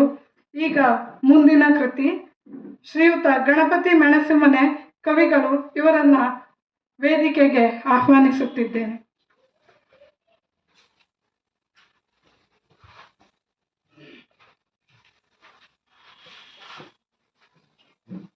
ಎಲ್ರಿಗೂ ನಮಸ್ಕಾರ. ನಾನು ಇಲ್ಲಿವರೆಗೆ ಯಾವುದೇ ಪುಸ್ತಕವನ್ನು ವಿಮರ್ಶೆ ಮಾಡಿಲ್ಲ. ಇದು ಮೊದಲನೆಯ ಅವಕಾಶ. ಗುರೂಜಿಯವರಿಗೆ ಧನ್ಯವಾದ ಹೇಳ್ತೇನೆ. ಎಷ್ಟು ಸರಿಯಾಗ್ತದೋ ತಪ್ಪಾಗ್ತದೋ ಗೊತ್ತಿಲ್ಲ. ನನಗೆ ತಿಳಿದ ರೀತಿಯಲ್ಲಿ ನಾನು ಒಂದಷ್ಟು ಈ ಪುಸ್ತಕದ ಕುರಿತಾಗಿ ವಿಷಯನ ಹಂಚಿಕೊಳ್ಳೋ ಪ್ರಯತ್ನ ಮಾಡ್ತೇನೆ. ಸಾವರ್ಕರ್ ಸಂದೇಶ ಅನ್ನೋ ಹೆಸರಿನಲ್ಲಿ ಕೋಣೆಮನೆಯವರು ಈ ಪುಸ್ತಕವನ್ನು ಇತ್ತೀಚೆಗೆ ಸದ್ಯ ಇದು ಬಿಡುಗಡೆಯಾಗಿದೆ. ಈ ಪುಸ್ತಕವನ್ನು ಬಿಡುಗಡೆ ಮಾಡುವ ಒಂದು ಉದ್ದೇಶ ಅಂದರೆ ಸಾವರ್ಕರ್ ವಿಚಾರಗಳನ್ನು ಹೆಚ್ಚೆಚ್ಚು ಜನರಿಗೆ ಮುಟ್ಟಿಸುವ ರೀತಿ ಆಗಬೇಕು ಅನ್ನುವಂಥದ್ದು ಅವರ ಅಭಿಪ್ರಾಯ. ಅದಕ್ಕಾಗಿ ಒಂದು ಪ್ರಚಾರ ಅಭಿಯಾನ ಸಮಿತಿ ಅನ್ನೋದನ್ನು ಕೂಡ ಯಲ್ಲಾಪುರದಲ್ಲಿ ಮಾಡಿದ್ದಾರೆ. ಅದಕ್ಕೆ ಪೂರಕವಾಗಿ ಈ ಪುಸ್ತಕ ಇದೆ. ತುಂಬ ಅಂದರೆ ಒಂದು ಮಾತ್ರ ಹೇಳಬೇಕು ಅಂದರೆ ಸಾವರ್ಕರ್ ಅಂದರೆ ಅದು ಕೇವಲ ಒಂದು ಸಣ್ಣ ಪುಸ್ತಕದಲ್ಲಿರುವಂತಹ ವ್ಯಕ್ತಿಯೋ ಅಥವಾ ವಸ್ತುವ ವಿಷಯವೋ ಯಾವುದೂ ಅಲ್ಲ. ಅದನ್ನು ಒಂದು ಇಷ್ಟು ಸಣ್ಣ ಕಿರು ಹೊತ್ತಿಗೆಯಲ್ಲಿ ಇಡುವುದು ಅಂತಂದರೆ ಅದು ತುಂಬ ಅದ್ಭುತವಾದಂಥ ಕಾರ್ಯ ಅಂತ ನಾನು ಅಂದುಕೊಂಡೆ ಈ ಪುಸ್ತಕವನ್ನು ನೋಡಿದಾಗ. ಇದರಲ್ಲಿರ್ತಕ್ಕಂಥ ವಿಶ್ಲೇಷಣೆ ಅಂದರೆ ಅಷ್ಟು ದೊಡ್ಡ ಕಾರ್ಯವನ್ನು ಇಷ್ಟು ಸಣ್ಣದರಲ್ಲಿ ಎಲ್ಲರಿಗೂ ಜನರಿಗೆ ಮುಟ್ಟುವ ಹಾಗೆ ರೀತಿ ಕೊಟ್ಟಿರೋದು ತುಂಬ ಮನೋಜ್ಞವಾದಂತಹ ವಿಷಯನನ್ನು ಅಂದುಕೊಂಡು ಮಾಡ್ತಾ ಇದ್ದಾರೆ ಅನ್ನುವಂಥದ್ದನ್ನು ಪ್ರತಿಬಿಂಬಿಸುವ ಹಾಗಿದೆ. ಅದರಿಂದಾಗಿ ಪತಿತ ಪಾವನ ಮಂದಿರ ಆಯಿತು. ಅಲ್ಲಿ ಸಹನೋಭನತ್ವ ಎನ್ನುವಂತಹದ್ದು ಎಲ್ಲ ಸಮುದಾಯಗಳ ಸಾಮರಸ್ಯದಿಂದ ಎಲ್ಲರೂ ಕೂಡಿ ಮೇಲ್ವರ್ಗದ ಕೆಲವು ಎಲ್ಲರೂ ಸೇರಿ ಆಗುವಂತಹ ಸಹಭೋಜನಗಳ ವ್ಯವಸ್ಥೆ, ಸಭೆ ಸಮಾರಂಭಗಳಲ್ಲಿ ಸಾಮೂಹಿಕವಾಗಿ ಸೇರುವಂತಹದ್ದು, ಹಿಂದುತ್ವದ ಏಕತೆಗೆ ಇದು ವೇದಿಕೆ ಆಯಿತು ಅನ್ನುವಂತಹ ಉಲ್ಲೇಖವನ್ನು ಮಾಡ್ತಾರೆ. ಏಕದೇವ ಏಕ ದೇಶ ಏಕ ಆಶಾ ಏಕ ಜಾತಿ ಏಕ ಜೀವ ಏಕ ಭಾಷಾ ಎನ್ನುವಂತಹ ಮಂತ್ರದ ಉಲ್ಲೇಖವನ್ನು ಮಾಡ್ತಾರೆ. ಹೀಗೆ ಮತ್ತೊಂದು ವಿಶೇಷವಾಗಿ ಅಸ್ಪೃಶ್ಯನನ್ನ ಅವರ ಮಕ್ಕಳನ್ನ ನಮ್ಮ ಜೊತೆಗೆ ಕುಳಿತುಕೊಳ್ಳಿಕ್ಕೇನೆ ಅವಕಾಶ ಕೊಡಲ್ಲ. ಆದರೆ ಒಂದು ವೇಳೆ ಅಸ್ಪೃಶ್ಯನೊಬ್ಬ ಮತಾಂತರಾಗಿ ಮುಸ್ಲಿಮನೋ ಕ್ರೈಸ್ತನೋ ಆದರೆ ಅವನ ಜೊತೆಗೆ ನಾವು ಸೇರುವಿಕೆ ಆಕ್ಷೇಪ ಮಾಡಲ್ಲ. ಈ ಥರ ಸಾವರ್ಕರ್ ಚಿಂತನೆಗಳಿತ್ತು. ನಮ್ಮದೇ ದೇವರನ್ನು ಪೂಜಿಸುವ, ನಮ್ಮದೇ ಸಂಸ್ಕೃತಿಯನ್ನು ಆಚರಿಸುವ, ನಮ್ಮ ಪೂಜಾ ಪದ್ಧತಿಯನ್ನೇ ಅನುಸರಿಸುವ, ನಮ್ಮದೇ ಬಾಂಧವರನ್ನು ತುಚ್ಛವಾಗಿ ಕಾಣುವುದು ಯಾವ ಧರ್ಮ, ಯಾವ ನೀತಿ ಎನ್ನುವಂತಹ ಸಾವರ್ಕರ್ರ ಚಿಂತನೆಯನ್ನು ಅತಿ ಸ್ಪಷ್ಟವಾಗಿ ಪುಸ್ತಕದಲ್ಲಿ ಉಲ್ಲೇಖ ಮಾಡಿಕೊಟ್ಟಿದ್ದಾರೆ. ಅನೇಕಾಯಿತು. ಆ ವಿಭಜನೆಗೆ ಇವರು ತುಂಬ ವಿರೋಧವನ್ನು ವ್ಯಕ್ತಪಡಿಸಿದ್ದಾರೆ, ಇದು ಆಗಬಾರ್ದು ಅಂತ ಹೇಳಿ. ಅದಕ್ಕಾಗಿಯೇ ಮುಂದಿನ ಇದರಲ್ಲಿ ಬರುತ್ತೆ, ಕಾಂಗ್ರೆಸ್ನವರಿಗೆ ಯಾಕೆ ಇವರ ಮೇಲೆ ಇಷ್ಟು ಉರಿ ಅನ್ನೋದರಲ್ಲಿ ಇದೆಲ್ಲ ವಿಷಯಗಳು ತುಂಬ ಚೆನ್ನಾಗಿ ಮೂಡಿ ಬಂದಿದೆ. ಅದಕ್ಕಾಗಿ ಮತ್ತೆ ಅಹಿಂಸಾ ತತ್ವವನ್ನು ಗಾಂಧೀಜಿಯವರು ಹೇಳಿದಂತಹ ಅಹಿಂಸಾ ತತ್ವವನ್ನು ಅವರು ವಿರೋಧಿಸ್ತಾರೆ. ಅಹಿಂಸೆ ಅಂದರೆ ಹೇಗಿದೆ? ಭಗವದ್ಗೀತೆಯಲ್ಲಿ ಕೃಷ್ಣ ಹೇಳಿದಂತಹ ಅಹಿಂಸಾ ತತ್ವವನ್ನು ಅಳವಡಿಸ್ಕೊಳ್ಬೇಕು ಅಂತ ಹೇಳಿ, ಧರ್ಮಹಿಂಸಾ ತಥೈವಚ ಅಂತೇಳಿ. ಅದು ಧರ್ಮ ರಕ್ಷಣೆ ಮಾಡುವಾಗ ಅಲ್ಲಿ ಹಿಂಸೆ ಆಯಿತು ಅಂದರೆ ಅದನ್ನು ವಿರೋಧಿಸುವುದು ಅಹಿಂಸೆ ಅಲ್ಲ ಎನ್ನುವಂತಹ ಭಾವ ಸಾವರ್ಕರ್ದಿಂದ ಸ್ಪಷ್ಟವಾಗಿ ಈ ಪುಸ್ತಕದಲ್ಲಿ ಚೆನ್ನಾಗಿ ಉಲ್ಲೇಖ ಮಾಡಿದ್ದಾರೆ. ಅದಕ್ಕಾಗಿ ಸೈನ್ಯವನ್ನು ಹಿಂದೂಕರಣಗೊಳಿಸಿ ರಾಜಕೀಯವನ್ನು ಸೈನ್ಯೀಕರಣಗೊಳಿಸಿ ಅಂತ ಸಾವರ್ಕರ್ ಹೇಳಿರುವಂತಹ ಮಾತುಗಳು ತುಂಬ ವಿಶೇಷವಾದಂತಹದ್ದು. ಇದರ ವಿವರಣೆಗಳು ತುಂಬ ಚೆನ್ನಾಗಿ ಇಷ್ಟು ಸಣ್ಣ ಹೊತ್ತಿಗೆಯಲ್ಲಿ ತುಂಬ ಕೊಟ್ಟಿದ್ದಾರೆ. ಇನ್ನು ಸುಭಾಷ್ ಚಂದ್ರ ಬೋಸ್ರಂತವರಿಗೆ ಪ್ರೇರಣೆಯನ್ನು ನೀಡಿ ಅವರು ವಿದೇಶಗಳಿಗೆ ಹೋಗಿ ಸೈನ್ಯವನ್ನು ಕಟ್ಟುವಂಥ ಸುಭಾಷ್ ಚಂದ್ರ ಬೋಸ್ರವರು ಇಲ್ಲಿರುವಂತಹ ತಥಾಕಥಿತ ಇವರಂತ ಪ್ರತಿಮೆಗಳನ್ನು ಒಡೆದು ಸ್ಮಾರಕಗಳನ್ನು, ಬ್ರಿಟಿಷ್ ಸ್ಮಾರಕಗಳನ್ನು ಕೆಳಗುವಂಥ ಕಾರ್ಯಗಳನ್ನು ತಾನು ಮಾಡಬೇಕು ದೇಶದಲ್ಲಿ ಅಂತ ಅವರು ಯೋಚನೆ ಮಾಡ್ತಾ ಇರೋ ಸಂದರ್ಭದಲ್ಲಿ ಕೇಳ್ಕೊತಾ ಇದ್ದೇವೆ.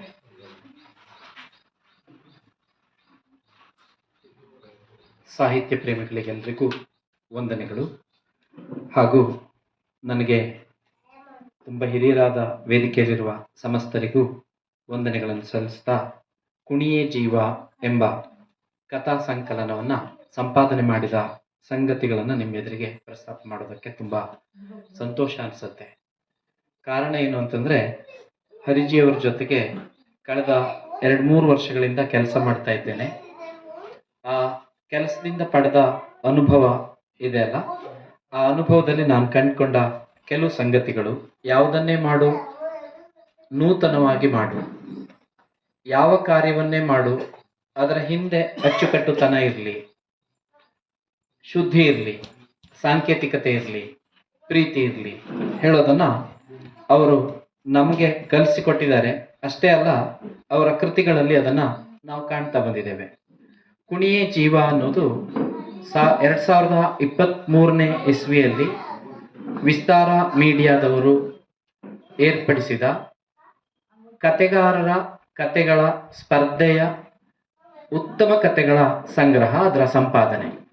23 ಕತೆಗಳು ಇದರೊಳಗಡೆ ಇದ್ದಾವೆ. ಆ ಯಾವ ಕಥೆಯ ಉಲ್ಲೇಖವನ್ನು ನಾನು ಮಾಡೋದಿಲ್ಲ. ಅದರ ಬದಲಾಗಿ ಸಂಪಾದನೆಯ ಕಾರ್ಯ ಹೇಗೆ ಸಾಧ್ಯ ಆಯಿತು, ಅದಕ್ಕೆ ಒಂದು ಹೊಸ ಮಾರ್ಗವನ್ನು ಹೇಗೆ ತೆರೆಕೊಟ್ರು ಹೇಳೋದನ್ನಷ್ಟೇ ಪ್ರಸ್ತಾಪ ಮಾಡ್ತೇನೆ. 5 ನಿಮಿಷಕ್ಕಿಂತ ಹೆಚ್ಚು ಮಾತಾಡೋದಿಲ್ಲ.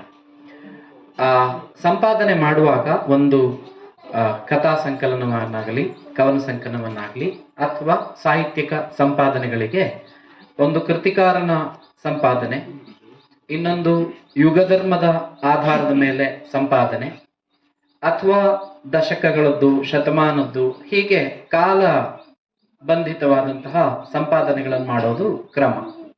ಅದನ್ನು ಈವರೆಗೂ ಎಲ್ಲರೂ ಮಾಡ್ಕೊಂಡು ಬಂದಿದ್ದಾರೆ. ಆ ತರುವಾಯದಲ್ಲಿ ಅನೇಕ ಪುಸ್ತಕಗಳು ಪಂಥಾಧಾರಿತವಾಗಿ ಬಂದವು. ಎಡಬಲ ಅಲ್ಲದ ಪಂಥ, ಹೀಗೆ ಪಂಥಾಧಾರಿತವಾಗಿ ಸಂಪಾದನೆಗಳು ಬಂದವು. ಆದರೆ ಕನ್ನಡದ ಸಂಪಾದನಾ ಸಾಹಿತ್ಯದ ಒಟ್ಟು ನೋಟದಲ್ಲಿ ಈ ಕೃತಿ ಭಿನ್ನವಾಗಿ ಕಾಣಿಸ್ತದೆ. ಯಾಕೆಂದ್ರೆ ಒಂದು ಸ್ಪರ್ಧೆಯನ್ನು ಏರ್ಪಡಿಸಿ ಅದರೊಳಗಡೆ ಇಡೀ ಕರ್ನಾಟಕದ ಯುವ ಲೇಖಕರು ಮತ್ತು ಹೊಸ ಲೇಖಕರು ಬರೆದಂತಹ ಕಥೆಗಳನ್ನೆಲ್ಲ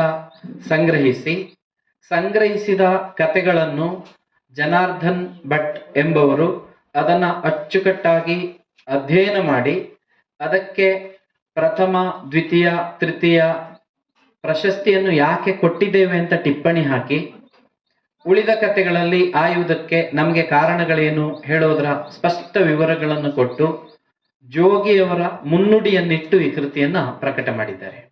ಅಂದ್ರೆ ಒಬ್ಬ ಸಂಪಾದಕ ಎಷ್ಟು ಹಂತಗಳನ್ನು ಕ್ರಮಿಸಬೇಕು, ಆವಾಗ ಯಶಸ್ವಿಯಾದ ಕೃತಿ ನಮ್ಗೆ ಕೊಡೋಕ್ ಸಾಧ್ಯ ಎನ್ನುವುದಕ್ಕೆ ಒಂದು ಅಪರೂಪದ ಮಾದರಿಯಾಗಿ ಈ ಕೃತಿ ನಮ್ಮ ಕೈಗೆ ಸಿಗ್ತಾ ಇದೆ. ಇನ್ನೊಂದು ಮುಖ್ಯವಾದ ಅಂಶ ಏನು ಅಂತಂದ್ರೆ, ನಾವು ಈ ಕಥೆಗಳನ್ನೆಲ್ಲ ಓದ್ತಾ ಹೋದ್ರೆ ಒಳಗಡೆ ಒಂದು ಬಾರಿಗೆ ಕರ್ನಾಟಕವನ್ನು ಸುತ್ತಿ ಬಂದ ಅನುಭವ ನಮ್ಗೆ ಸಾಧ್ಯ ಆಗ್ತದೆ. ಹಾಗಾದ್ರೆ ಕರ್ನಾಟಕ ಸುತ್ತುವುದು ಅಂದ್ರೆ ಏನು ಪ್ರಶ್ನೆ ನಮ್ಮ ಎದುರಿಗೆ ತಕ್ಷಣಕ್ಕೆ ಒಡಮೂಡುತ್ತದೆ. ಮೊದಲನೇದಾಗಿ ಭಾಷಾ ಕರ್ನಾಟಕವೇ ಭಿನ್ನವಾಗಿದೆ. ನಾವು ಬೈಂದೂರಿಂದ ಆಚೆ ದಾಟಿದ್ರೆ ಬೇರೆ ಭಾಷೆ, ಅದರ ಟೋನ್ ಅಂಡ್ ಸ್ಟೈಲೇ ಬೇರೆ. ಕಿರುವತ್ತಿಯಿಂದ ಆಚೆ ದಾಟಿದ್ರೆ ಅದರ ಭಾಷೆಯೇ ಬೇರೆ. ಶಿವಮೊಗ್ಗದ ಭಾಷೆ ಬೇರೆ, ಹಾಸನದ ಭಾಷೆ ಬೇರೆ, ಅದರ ಸೊಗಡು, ಅದರ ಸ್ವರೂಪ ಅದೆಲ್ಲ ಬೇರೆ. ಭಾಷಾ ದೃಷ್ಟಿಯಿಂದ ಈ ಕೃತಿಯನ್ನ ಸಂಪಾದನೆ ಮಾಡಿದ್ದಾರೆ ಅಂತ ಗ್ರಹಿಸಿದ್ರೆ ಕರ್ನಾಟಕದ ಎಲ್ಲ ಭಾಗದ ಕೃತಿಕಾರರ, ಲೇಖಕರ ಕಥೆಗಳು ಇಲ್ಲಿ ಒಳಗೊಂಡಿವೆ. ಇದು ಒಂದು ಭಾಷಾ ಸಂಪಾದನೆಯ ಸ್ವರೂಪವನ್ನ ಈ ಕೃತಿ ಪಡ್ಕೊಂಡಿದೆ. ಇನ್ನೊಂದು ದೃಷ್ಟಿಯಿಂದ ನೋಡಿದ್ರೆ ಪರಿಸರ ಮತ್ತು ಅದಕ್ಕೆ ಸಂಬಂಧಪಟ್ಟ ಸಂಸ್ಕೃತಿ ಭಿನ್ನವಾಗಿರ್ತದೆ. ಆ ಎರಡು ಭಿನ್ನತೆಯನ್ನ ಹುಡುಕಿಕೊಂಡು ನಾವು ಸಾಗ್ತಾ ಹೋದ್ರೆ ಅಲ್ಲಿನ ಊಟ, ಅಲ್ಲಿನ ಆಚರಣೆ, ಅಲ್ಲಿನ ಕೆಲವು ಘಟನೆಗಳು, ಪಾತ್ರಗಳ ಸ್ವಭಾವಗಳು, ಈ ಎಲ್ಲ ದೃಷ್ಟಿಯಿಂದ ಇಡೀ ಕರ್ನಾಟಕದ ಮನಸ್ಸು, ಸಂಸ್ಕೃತಿ ಹೇಗೆ ಕೆಲಸ ಮಾಡ್ತದೆ ಹೇಳೋದನ್ನ ಹುಡುಕೋಕೆ ಈ ಕೃತಿಗಳು 23 ಕಥೆಗಳು ನಮ್ಗೆ ಸಾಕ್ಷಿಯಾಗಿ ನಮ್ಗೆ ಅನುಕೂಲವನ್ನ ಮಾಡಿಕೊಡ್ತೇವೆ. ಇನ್ನೊಂದು ದೃಷ್ಟಿಯಿಂದ ಈ ಕೃತಿಯನ್ನ ಸಂಪಾದನೆ ಮಾಡುವಾಗ ಗಮನಿಸಿದಂತಹ ಅತಿ ಮುಖ್ಯವಾದ ಅಂಶ ಯಾವುದು? ಕೃತಿಗಳು 4 ಕೃತಿಗಳು, ಒಂದು ಕಥಾ ಸಂಕಲನದ ಅವಲೋಕನವನ್ನ ಕೇಳಿದ್ದೇವೆ. ಈಗ ಅವರ ಅಭಿಪ್ರಾಯ, ಅವರ ಸ್ಪಂದನೆಯನ್ನ ಕೇಳುವಂತಹ ಸಮಯ. ಶ್ರೀಯುತ ಹರಿಪ್ರಕಾಶ್ ಕೋಣೆಮನೆಯವರನ್ನು ಸ್ಪಂದನೆಗಾಗಿ ಆಹ್ವಾನಿಸುತ್ತಿದ್ದೇನೆ.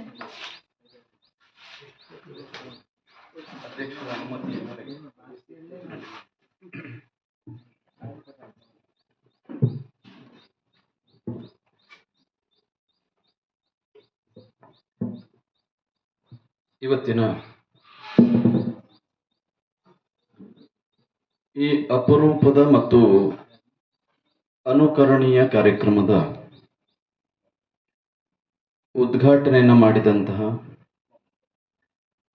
ನನ್ನ ಅಚ್ಚುಮೆಚ್ಚಿನ ಬರಹಗಾರರಲ್ಲಿ, ಅಭಿಮಾನದ ಬರಹಗಾರರಲ್ಲಿ ಪ್ರಮುಖರಾದಂತಹ ಶ್ರೀಧರ್ ಬಳಗಾರ್ ಸರ್ ಅವರಿಗೆ ನಾನು ವಿಶೇಷವಾದಂತಹ ಕೃತಜ್ಞತೆಯನ್ನು, ಧನ್ಯವಾದಗಳನ್ನು ಸಲ್ಲಿಸ್ತೇನೆ.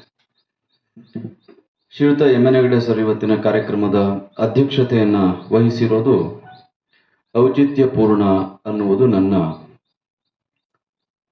ಬಲವಾದಂತಹ ಅನಿಸಿಕೆ, ನಂಬಿಕೆ. ಅದೇ ರೀತಿ ಇವತ್ತಿನ ಈ ಕಾರ್ಯಕ್ರಮದಲ್ಲಿ ಶ್ರೀಯುತ ಜಿ ಕೆ ಗಾಂವ್ಕರ್ ಅವರು, ಶಿವರಾಮ್ ನರಸಿಂಹ ಗಾಂವ್ಕರ್ ಅವರು, ಮಾನಿಗದ್ದೆಯವರು, ಇವರೆಲ್ಲರೂ ಇದ್ದಾರೆ. ಅವರೆಲ್ಲರಿಗೂ ನನ್ನ ನಮಸ್ಕಾರಗಳನ್ನ ಸಲ್ಲಿಸ್ತೇನೆ. ಅದೆಲ್ಲದಕ್ಕಿಂತ ಮುಖ್ಯವಾಗಿ ಈ ಕಾರ್ಯಕ್ರಮವನ್ನು ಆಯೋಜಿಸಿದಂತಹ ಶಿವರಾಮ್ ಗುರೂಜಿಯವರು, ಶಿವರಾಮ್ ಗಾಂವ್ಕರ್ ಅವರು, ಅವ್ರು ಹೇಳಿದ್ರು, ನಾವು ಆರಂಭ ಮಾಡಿದ್ದೀವಿ, ಎಷ್ಟು ದಿವಸ ನಡೆಸ್ತೀವಿ ಅಂತ ಗೊತ್ತಿಲ್ಲ ಅಂತ. ಯಾವುದೇ ಒಳ್ಳೆ ಕೆಲಸವನ್ನ ಆರಂಭ ಮಾಡಿದವರೇ ಅನೇಕ ವರ್ಷಗಳವರೆಗೆ ನಡೆಸಬೇಕು ಅಂತಿಲ್ಲ. ಆರಂಭ ಮಾಡುವುದೇ ಒಳ್ಳೆ ಕೆಲಸ, ಆರಂಭ ಮಾಡೋದೇ ಬಹಳ ದೊಡ್ಡ ಕೆಲಸ. ಮತ್ತು ಅವರ ಆಶಯ ಅವರೇ ಮಾಡಬೇಕು ಅಂತಿರಲ್ಲ. ಇಲ್ಲಿ ಕುಳಿತಂತಹ ನಮ್ಮಲ್ಲಿ ಯಾರಾದರೂ ಒಬ್ಬಿಬ್ರು ಮುಂದಿನ ವರ್ಷ ಮಾಡಿದ್ರೆ ಅವರು 100 ವರ್ಷ ಈ ಕಾರ್ಯಕ್ರಮ ಮಾಡಿದಷ್ಟು ಶ್ರೇಯಸ್ವ ಮಾಡಿದವ್ರಿಗೆ ಸಿಗುತ್ತೆ. ಹಾಗಾಗಿ ನಾನು ಶಿವರಾಮ್ ಗಾಂವ್ಕರ್ ಅವರಿಗೆ ವಿಶೇಷವಾದಂತಹ ಧನ್ಯವಾದವನ್ನು ಸಲ್ಲಿಸ್ತೇನೆ. ಮತ್ತು ಈ ಕಾರ್ಯಕ್ರಮದಲ್ಲಿ ಕುಳಿತಂಥವರು ಕೆಲವೇ ಜನ ಅನ್ನುವ ಕಳವಳ ಕೂಡ ಈ ಸಂದರ್ಭದಲ್ಲಿ ವ್ಯಕ್ತ ಆಯಿತು. ನಾವು ಇಷ್ಟು ದೊಡ್ಡ ದೇಶ ಅಂತ ಹೇಳ್ತೀವಿ, 140 ಕೋಟಿ ಜನಸಂಖ್ಯೆ ಇರತಕ್ಕಂಥ ದೇಶ. ದೇಶ ಅಂದ್ರೆ ಯಾರು?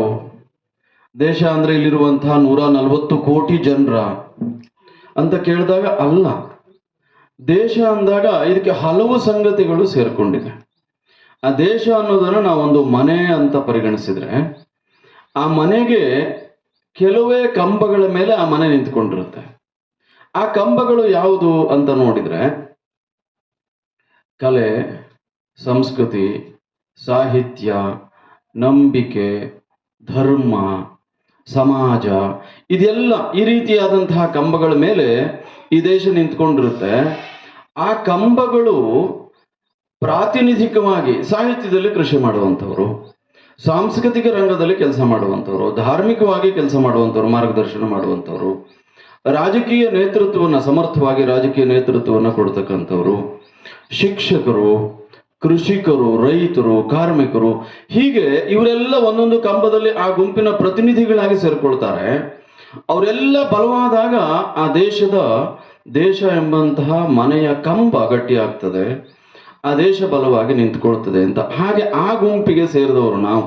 ಆ ಒಂದು ಬಲವಾದಂತಹ ಸಾಹಿತ್ಯ ಮತ್ತು ಸಂಸ್ಕೃತಿ, ಇದು ಒಂದೇ ಅಲ್ಲ, ಇದು ಜೋಡಿ ಪದ. ಇದು ಶ್ರೀಧರ್ ಬಳಗಾರ್ ಅವರು ಇದನ್ನ ಒಪ್ತಾರೆ ಅಂತ ನಾನು ಭಾವಿಸ್ತೇನೆ. ಸಾಹಿತ್ಯ ಮತ್ತು ಸಂಸ್ಕೃತಿ, ಬರೇ ಸಾಹಿತ್ಯಕ್ಕೆ ಯಾವುದೇ ಬೆಲೆ ಇಲ್ಲ.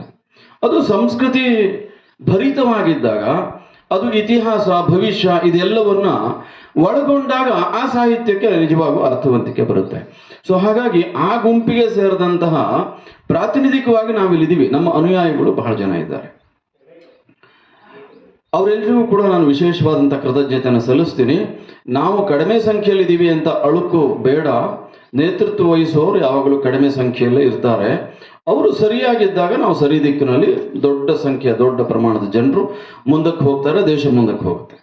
ಅದೇ ರೀತಿ ಕೃತಿಯನ್ನ ಪರಿಚಯ ಮಾಡಿದಂಥವ್ರು. ಸಾಹಿತ್ಯದಲ್ಲಿ ಒಂದು ಮಾತಿದೆ, ಯಾವಾಗಲೂ ಯಾವ ಸಾಹಿತ್ಯ ಜೀವಂತಿಕೆಯನ್ನು ಪಡ್ಕೊಳ್ಳುತ್ತೆ ಅಂತಂದ್ರೆ ಅದನ್ನ ಓದಿದಾಗ, ಪ್ರತಿ ಓದಿನಲ್ಲೂ ಹೊಸ ಹೊಳಹು ಸಿಕ್ಕಿದರೆ, ಹೊಸ ಪ್ರೇರಣೆ ಸಿಕ್ಕಿದ್ರೆ ಅದು ನಿಜವಾದಂತಹ ಸಮರ್ಥವಾದಂತಹ ಸಾಹಿತ್ಯ ಅಂತ ಕರೆಸ್ಕೊಳುತ್ತೆ. ನನಗೆ ಗೊತ್ತಿಲ್ಲದೆ ಇದ್ದಂಥ ಅನೇಕ ಸಂಗತಿಗಳನ್ನ ಇಲ್ಲಿನ ಇವತ್ತು ಈ ಕೃತಿ ಪರಿಚಯ ಮಾಡಿದಂಥವ್ರು ಎಲ್ಲರೂ ಇಲ್ಲಿ ಅವರ ಅಭಿಪ್ರಾಯ ರೂಪದಲ್ಲಿ ತಿಳಿಸಿದ್ದಾರೆ. ಅದನ್ನ ನನ್ನ ಬರಹದಲ್ಲಿ ಇಷ್ಟು ದಿವಸ ಇದ್ದಂತಹ ಕೊರತೆಗಳನ್ನು ನೀಗಿಕೊಳ್ಳೋದಕ್ಕೆ ಅದೊಂದು ಎಚ್ಚರಿಕೆಯ ಗಂಟೆ ಅಂತ ನಾನು ಭಾವಿಸ್ತೇನೆ. ಹಾಗಾಗಿ ಆ ಕೃತಿ ಪರಿಚಯ ಮಾಡಿದಂಥ ಎಲ್ಲ ಮಹನೀಯರಿಗೂ ನಾನು ವಿಶೇಷವಾದಂಥ ಧನ್ಯವಾದವನ್ನು ತಿಳಿಸ್ತೇನೆ. ನಾನು ಒಟ್ಟು ಲೇಖನಗಳ ರೂಪದಲ್ಲಿ, ಇದು ವೈಚಾರಿಕ ಸಾಹಿತ್ಯದಲ್ಲಿ ಬೇರೆ ಬೇರೆ ಪ್ರಕಾರ ಇದೆ. ನಾನು ಬರೆದಿದ್ದೆಲ್ಲವೂ ಕೂಡ ವೈಚಾರಿಕ ಸಾಹಿತ್ಯದ ಪ್ರಕಾರಕ್ಕೆ ಬರುತ್ತೆ. ಆ ಸಾಮರ್ಥ್ಯ ಇದೆಯೋ ಇಲ್ವೋ ಗೊತ್ತಿಲ್ಲ ನನಗೆ, ಆ ಪ್ರಕಾರಕ್ಕೆ ಬರುತ್ತೆ ಅದು. ಅದರಲ್ಲಿ 5 ಕೃತಿಗಳು ಪ್ರಕಟ ಆಗಿದೆ. ಒಂದು ಕೃತಿಯನ್ನು ನಾನು ಪ್ರಕಟ ಮಾಡಲಿಲ್ಲ. ಯಾಕೆ ಅಂದ್ರೆ ನನಗೆ ಅದು ಬರೆದು ಮುಗಿಸಿ ಮುದ್ರಣವೂ ಆದ ನಂತರ ನಾನು ಅದನ್ನು ತಡೆ ಹಿಡಿದೆ. ಅದರಿಂದ ಪ್ರಚಾರ ಸಿಗಬಹುದಿತ್ತು. ಈ ಎಲ್ಲ ಕೃತಿಗಳಿಗಿಂತಲೂ ಹೆಚ್ಚಿನ ಪ್ರಸಿದ್ಧಿ ಅದಕ್ಕೆ ಸಿಗಬಹುದಿತ್ತು, ಹೆಚ್ಚು ಕಾಂಟ್ರವರ್ಸಿ ಆಗ್ಬೋದಿತ್ತು. ಇವತ್ತು ಕಾಂಟ್ರವರ್ಸಿ ಯುಗದಲ್ಲಿ ನಾವೆಲ್ಲ ಬದುಕ್ತಾ ಇದ್ದೇವೆ. ಆದರೆ ನಾನು ಒಂದು ದಿವಸ ಮುಂದೆ ಯಾರೋ ಒಬ್ಬ ಪ್ರಬುದ್ಧ ಇವನು ಇಂತಹ ಸಣ್ಣ ವ್ಯಕ್ತಿಯ ಅಂತ ಒಬ್ಬನೇ ಹೇಳಿದ್ರು ಕೂಡ ಅದು ನನ್ನ ವ್ಯಕ್ತಿತ್ವವನ್ನು ಕೊಲೆ ಮಾಡುತ್ತೆ ಅನ್ನೋ ಕಾರಣಕ್ಕೋಸ್ಕರ ತಡೆ ಹಿಡಿದೆ. ಅದು ಯಾವ ಕೃತಿ ಅಂತ ಕೊನೆಯಲ್ಲಿ ಹೇಳ್ತೇನೆ. ನಾನು ಬರೆಯೋದಕ್ಕೆ ಶುರು ಮಾಡಿದ್ದು ಪುಸ್ತಕ ಮಾಡೋದಕ್ಕೋಸ್ಕರ ಅಲ್ಲ. ನನ್ನ ಅಭಿಪ್ರಾಯವನ್ನು ನಾನು ತಿಳಿಸಬೇಕು, ಜೋರಾಗಿ ಹೇಳಬೇಕು, ಅದನ್ನ ಹೆಚ್ಚು ಜನಕ್ಕೆ ತಿಳಿಸಬೇಕು ಅಂತ ಶುರು ಮಾಡಿದ್ದು. ಆ ನಂತರ ಒತ್ತಾಯದ ಪೂರ್ವಕವಾಗಿ ನಾನು ಸಂಯುಕ್ತ ಕರ್ನಾಟಕದಲ್ಲಿ 2001ರಲ್ಲಿ ನಾನು ಬರೆಯೋದಕ್ಕೆ ಶುರು ಮಾಡಿದೆ.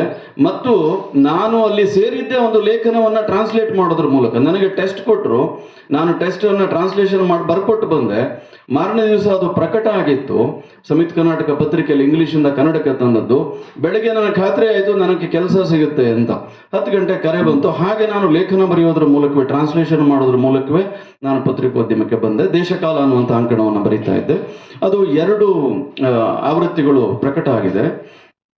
ಆ ಯಾವ ಪುಸ್ತಕವನ್ನು ಇವತ್ತಿನ ಮನಿ, ಮೋದಿ ಮತ್ತು ಮ್ಯಾಜಿಕ್ ಇದೆಯಲ್ಲ, ಅತಿ ಹೆಚ್ಚು ಸೇಲ್ ಆದಂಥ ಪುಸ್ತಕ. ನೀವು ನಂಬ್ತಿರೋ ಬಿಡ್ತಿರೋ, ಈ ಇಂಗ್ಲಿಷ್ ಪ್ರತಿಗಳು 3 ಲಕ್ಷ ಮಾರಾಟ ಆಗಿದೆ, ಕನ್ನಡ ಪ್ರತಿ 1.5 ಲಕ್ಷ ಮಾರಾಟ ಆಗಿದೆ.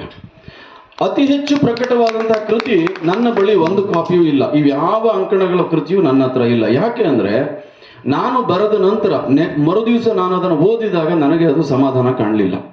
ನಾನು ಪ್ರತಿನಿತ್ಯವೂ ನನ್ನ ಮನಸ್ಸಿಗೆ ಬೇಸರ ಮಾಡ್ಕೊಳ್ಳೋದಕ್ಕಿಂತ ಆ ಪುಸ್ತಕವನ್ನು ಮರುಮುದ್ರಣ ಮಾಡಿದೆ, ಅದನ್ನು ಹಾಗೆ ಬಿಟ್ಬಿಡೋದು ಒಳ್ಳೆಯದು ಅಂತ. ನಾನು ಯಾವ ಪುಸ್ತಕವನ್ನು ನನ್ನ ಜೊತೆ ಇಟ್ಕೊಂಡಿಲ್ಲ. ಇವೆಲ್ಲ ಅದನ್ನು ರಿಸರ್ಚ್ ಮಾಡಿದ ರೀತಿಯಲ್ಲಿ ನೀವೆಲ್ಲ ಹುಡ್ಕೊಂಡು ಬಂದಿದ್ದೆ, ನನಗೆ ಆಶ್ಚರ್ಯ ಅನ್ನಿಸ್ತು. ಆ ಎಲ್ಲ ಪುಸ್ತಕಗಳನ್ನು ಇಲ್ಲಿ ಇವತ್ತು ಈ ಮಂಥನಕ್ಕೋಸ್ಕರ ಅದನ್ನು ಹುಡ್ಕೊಂಡು ಬಂದಿದ್ದಾರೆ. ಹಾಗಾಗಿ ಅದಕ್ಕೆ ನಾನು ವಿಶೇಷವಾದಂಥ ಕೃತಜ್ಞತೆಯನ್ನು ಸಲ್ಲಿಸ್ತೇನೆ. ಪತ್ರಕರ್ತನಿಗೆ, ಶಿಕ್ಷಕರಿಗೆ, ಸಾಹಿತಿಗೆ ಮತ್ತು ರಾಜಕಾರಣಿಗೆ ಇವರಿಷ್ಟು ಜನ ಸಾರ್ಥಕ ಆಗಬೇಕು, ಅವರ ಕೆಲಸ ಪರಿಣಾಮಕಾರಿ ಆಗಬೇಕು ಅಂತಂದ್ರೆ ಅವನಲ್ಲಿ ಒಂದು ಆಕ್ಟಿವಿಸ್ಟ್ ಧೋರಣೆ ಇರಬೇಕು ಅನ್ನೋದು ನನ್ನ ಬಲವಾದಂಥ ನಂಬಿಕೆ. ಆಕ್ಟಿವಿಸ್ಟ್ ಅಂತ ಬಂದ ತಕ್ಷಣ ನಮಗೇನು ಬರುತ್ತೆ? ಬಲ, ಎಡ, ಅದಲ್ಲ ನಾನು ಹೇಳೋದು.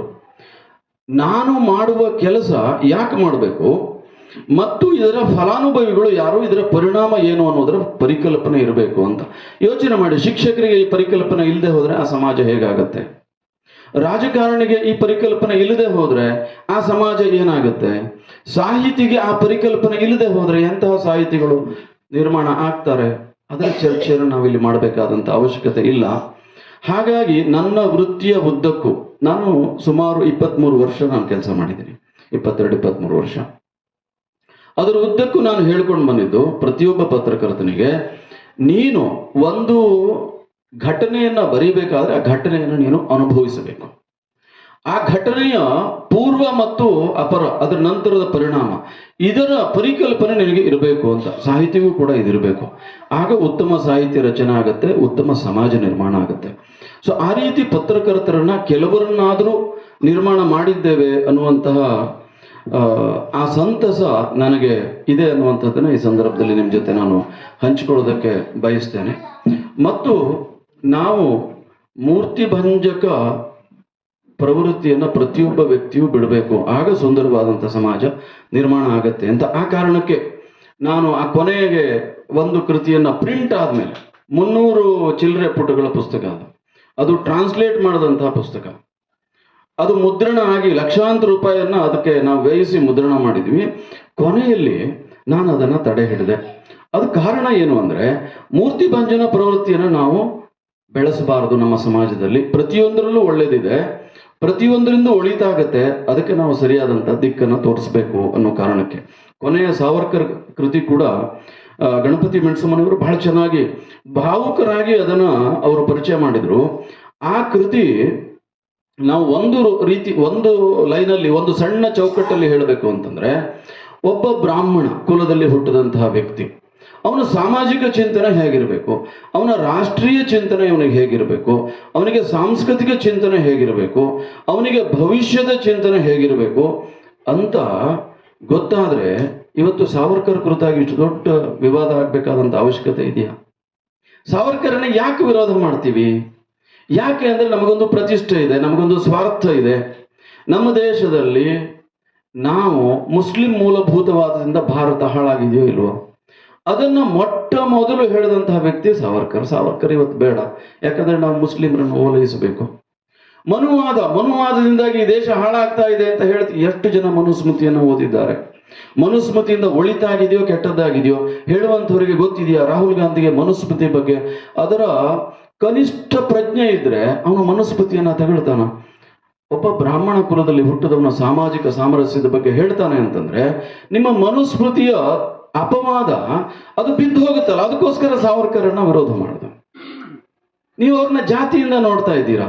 ಅದನ್ನೇ ಒಬ್ಬ ಬಲಾಢ್ಯ ಜಾತಿಯವನು ಮಾಡಿದಿದ್ರೆ ಅದೇ ಕೆಲಸವನ್ನ, ನಾವಿವತ್ತು ಪ್ರತಿಮೆಗಳನ್ನ, ನಮಗೆ ರಸ್ತೆಗಳು ಸಾಕಾಗ್ತಿರ್ಲಿಲ್ಲ, ನಮ್ಮ ಕಟ್ಟಡಗಳಿಗೆ ಹೆಸರಿಡಕ್ಕೆ ಸಾಕಾಗ್ತಿರ್ಲಿಲ್ಲ. ಅವನೊಬ್ಬ ಕಡಿಮೆ ಸಂಖ್ಯೆಯಲ್ಲಿ ಇರ್ತಕ್ಕಂಥ ಜಾತಿಯಲ್ಲಿ ಹುಟ್ಟಿದವನು, ರಾಜಕೀಯವಾಗಿ ಲಾಭ ಇಲ್ಲ ನಮಗೆ, ಅವನ ವ್ಯಕ್ತಿತ್ವವನ್ನ, ಜಾತಿಯನ್ನ ನಾವು ಪೋಷಿಸೋದ್ರಿಂದ, ಅವನನ್ನು ಹೊಗಳೋದ್ರಿಂದ, ಆ ಕಾರಣಕ್ಕೋಸ್ಕರ ನಾವು ಸಾವರ್ಕರನ್ನು ವಿರೋಧ ಮಾಡ್ತಾ ಇದ್ದೀವಿ.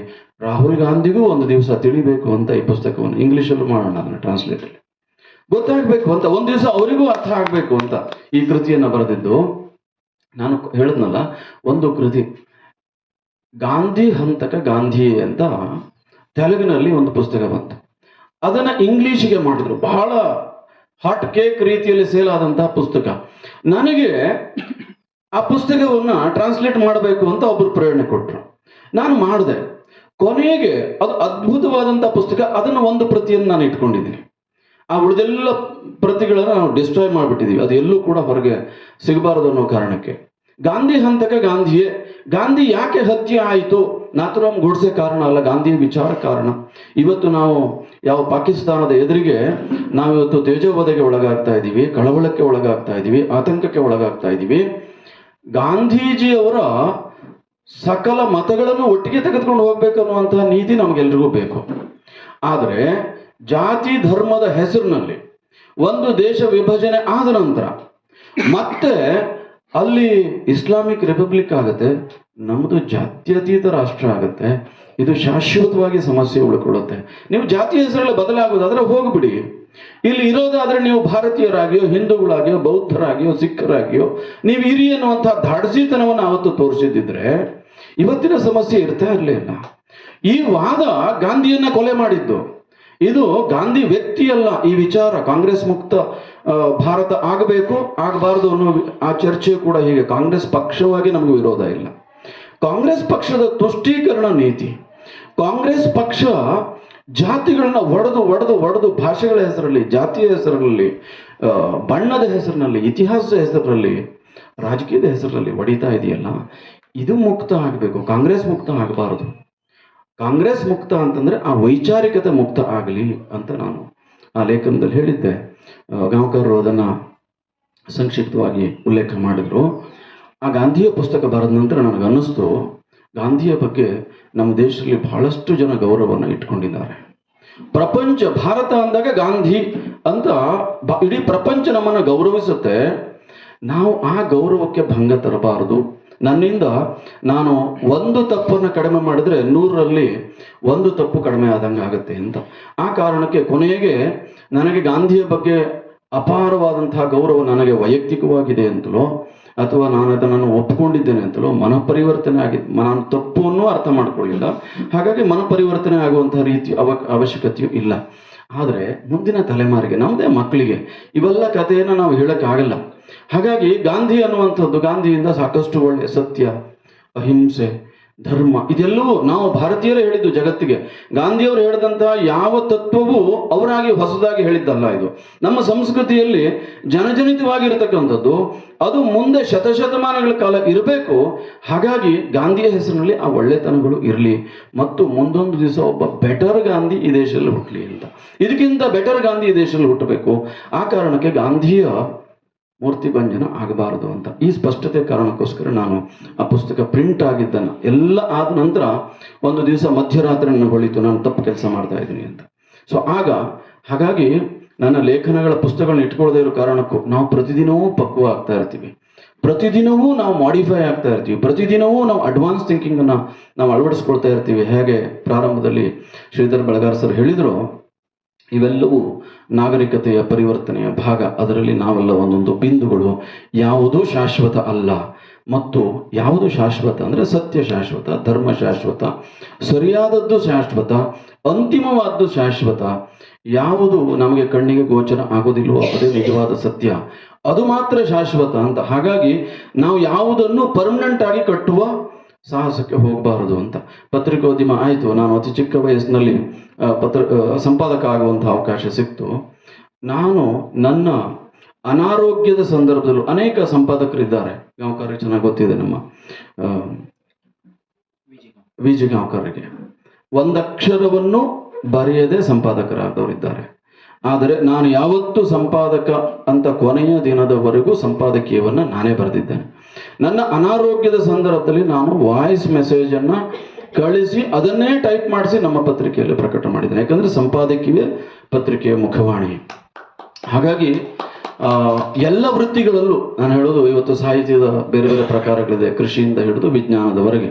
ಇವತ್ತು ಸಾಹಿತ್ಯದ ಪ್ರಕಾರ ಬಹಳ ವ್ಯಾಪಕವಾಗಿ ವಿಸ್ತರಿಸಿದೆ. ಅದು ಎಲ್ಲ ಪ್ರಕಾರಗಳಲ್ಲೂ ಕೂಡ ಇದೇ ಬದ್ಧತೆ ಮತ್ತು ಕಮಿಟ್ಮೆಂಟ್, ಆಸಕ್ತಿ, ಆಸ್ಥೆ, ಪ್ರವೃತ್ತಿ ಬೆಳೆದ್ರೆ ನಮ್ಮ ಸಮಾಜಕ್ಕೆ ಒಳಿತಾಗುತ್ತೆ. ಈ ಕಾರ್ಯಕ್ರಮ ಸಾರ್ಥಕ ಆಗಿದೆ ಅನ್ನೋದು ನನ್ನ ಭಾವನೆ. ಇದು ನನಗಲ್ಲ, ಇದು ನನ್ನ ಕೆಲವು ಆಲೋಚನೆಗಳ ಕಿಡಿಯನ್ನು ಹೊತ್ತಿಸೋದಕ್ಕೆ ಮಾಡಿದಂತಹ ಕೆಲಸ. ಅದು ದೊಡ್ಡ ದೀಪವಾಗಿ, ಜ್ವಾಲೆಯಾಗಿ, ಬೆಳಕಾಗಿ ಹೊರಹೊಮ್ಮಿದ್ರೆ ಅದು ಸಾರ್ಥಕ ಆದಂಥ ಎಲ್ರಿಗೂ ಕೂಡ ಕಾರಣಕರ್ತರಿಗೆ ವಂದಿಸಿ ನನ್ನ ಮಾತುಗಳಿಗೆ ವಿರಾಮ ಹೇಳ್ತೇನೆ. ನಮಸ್ಕಾರ.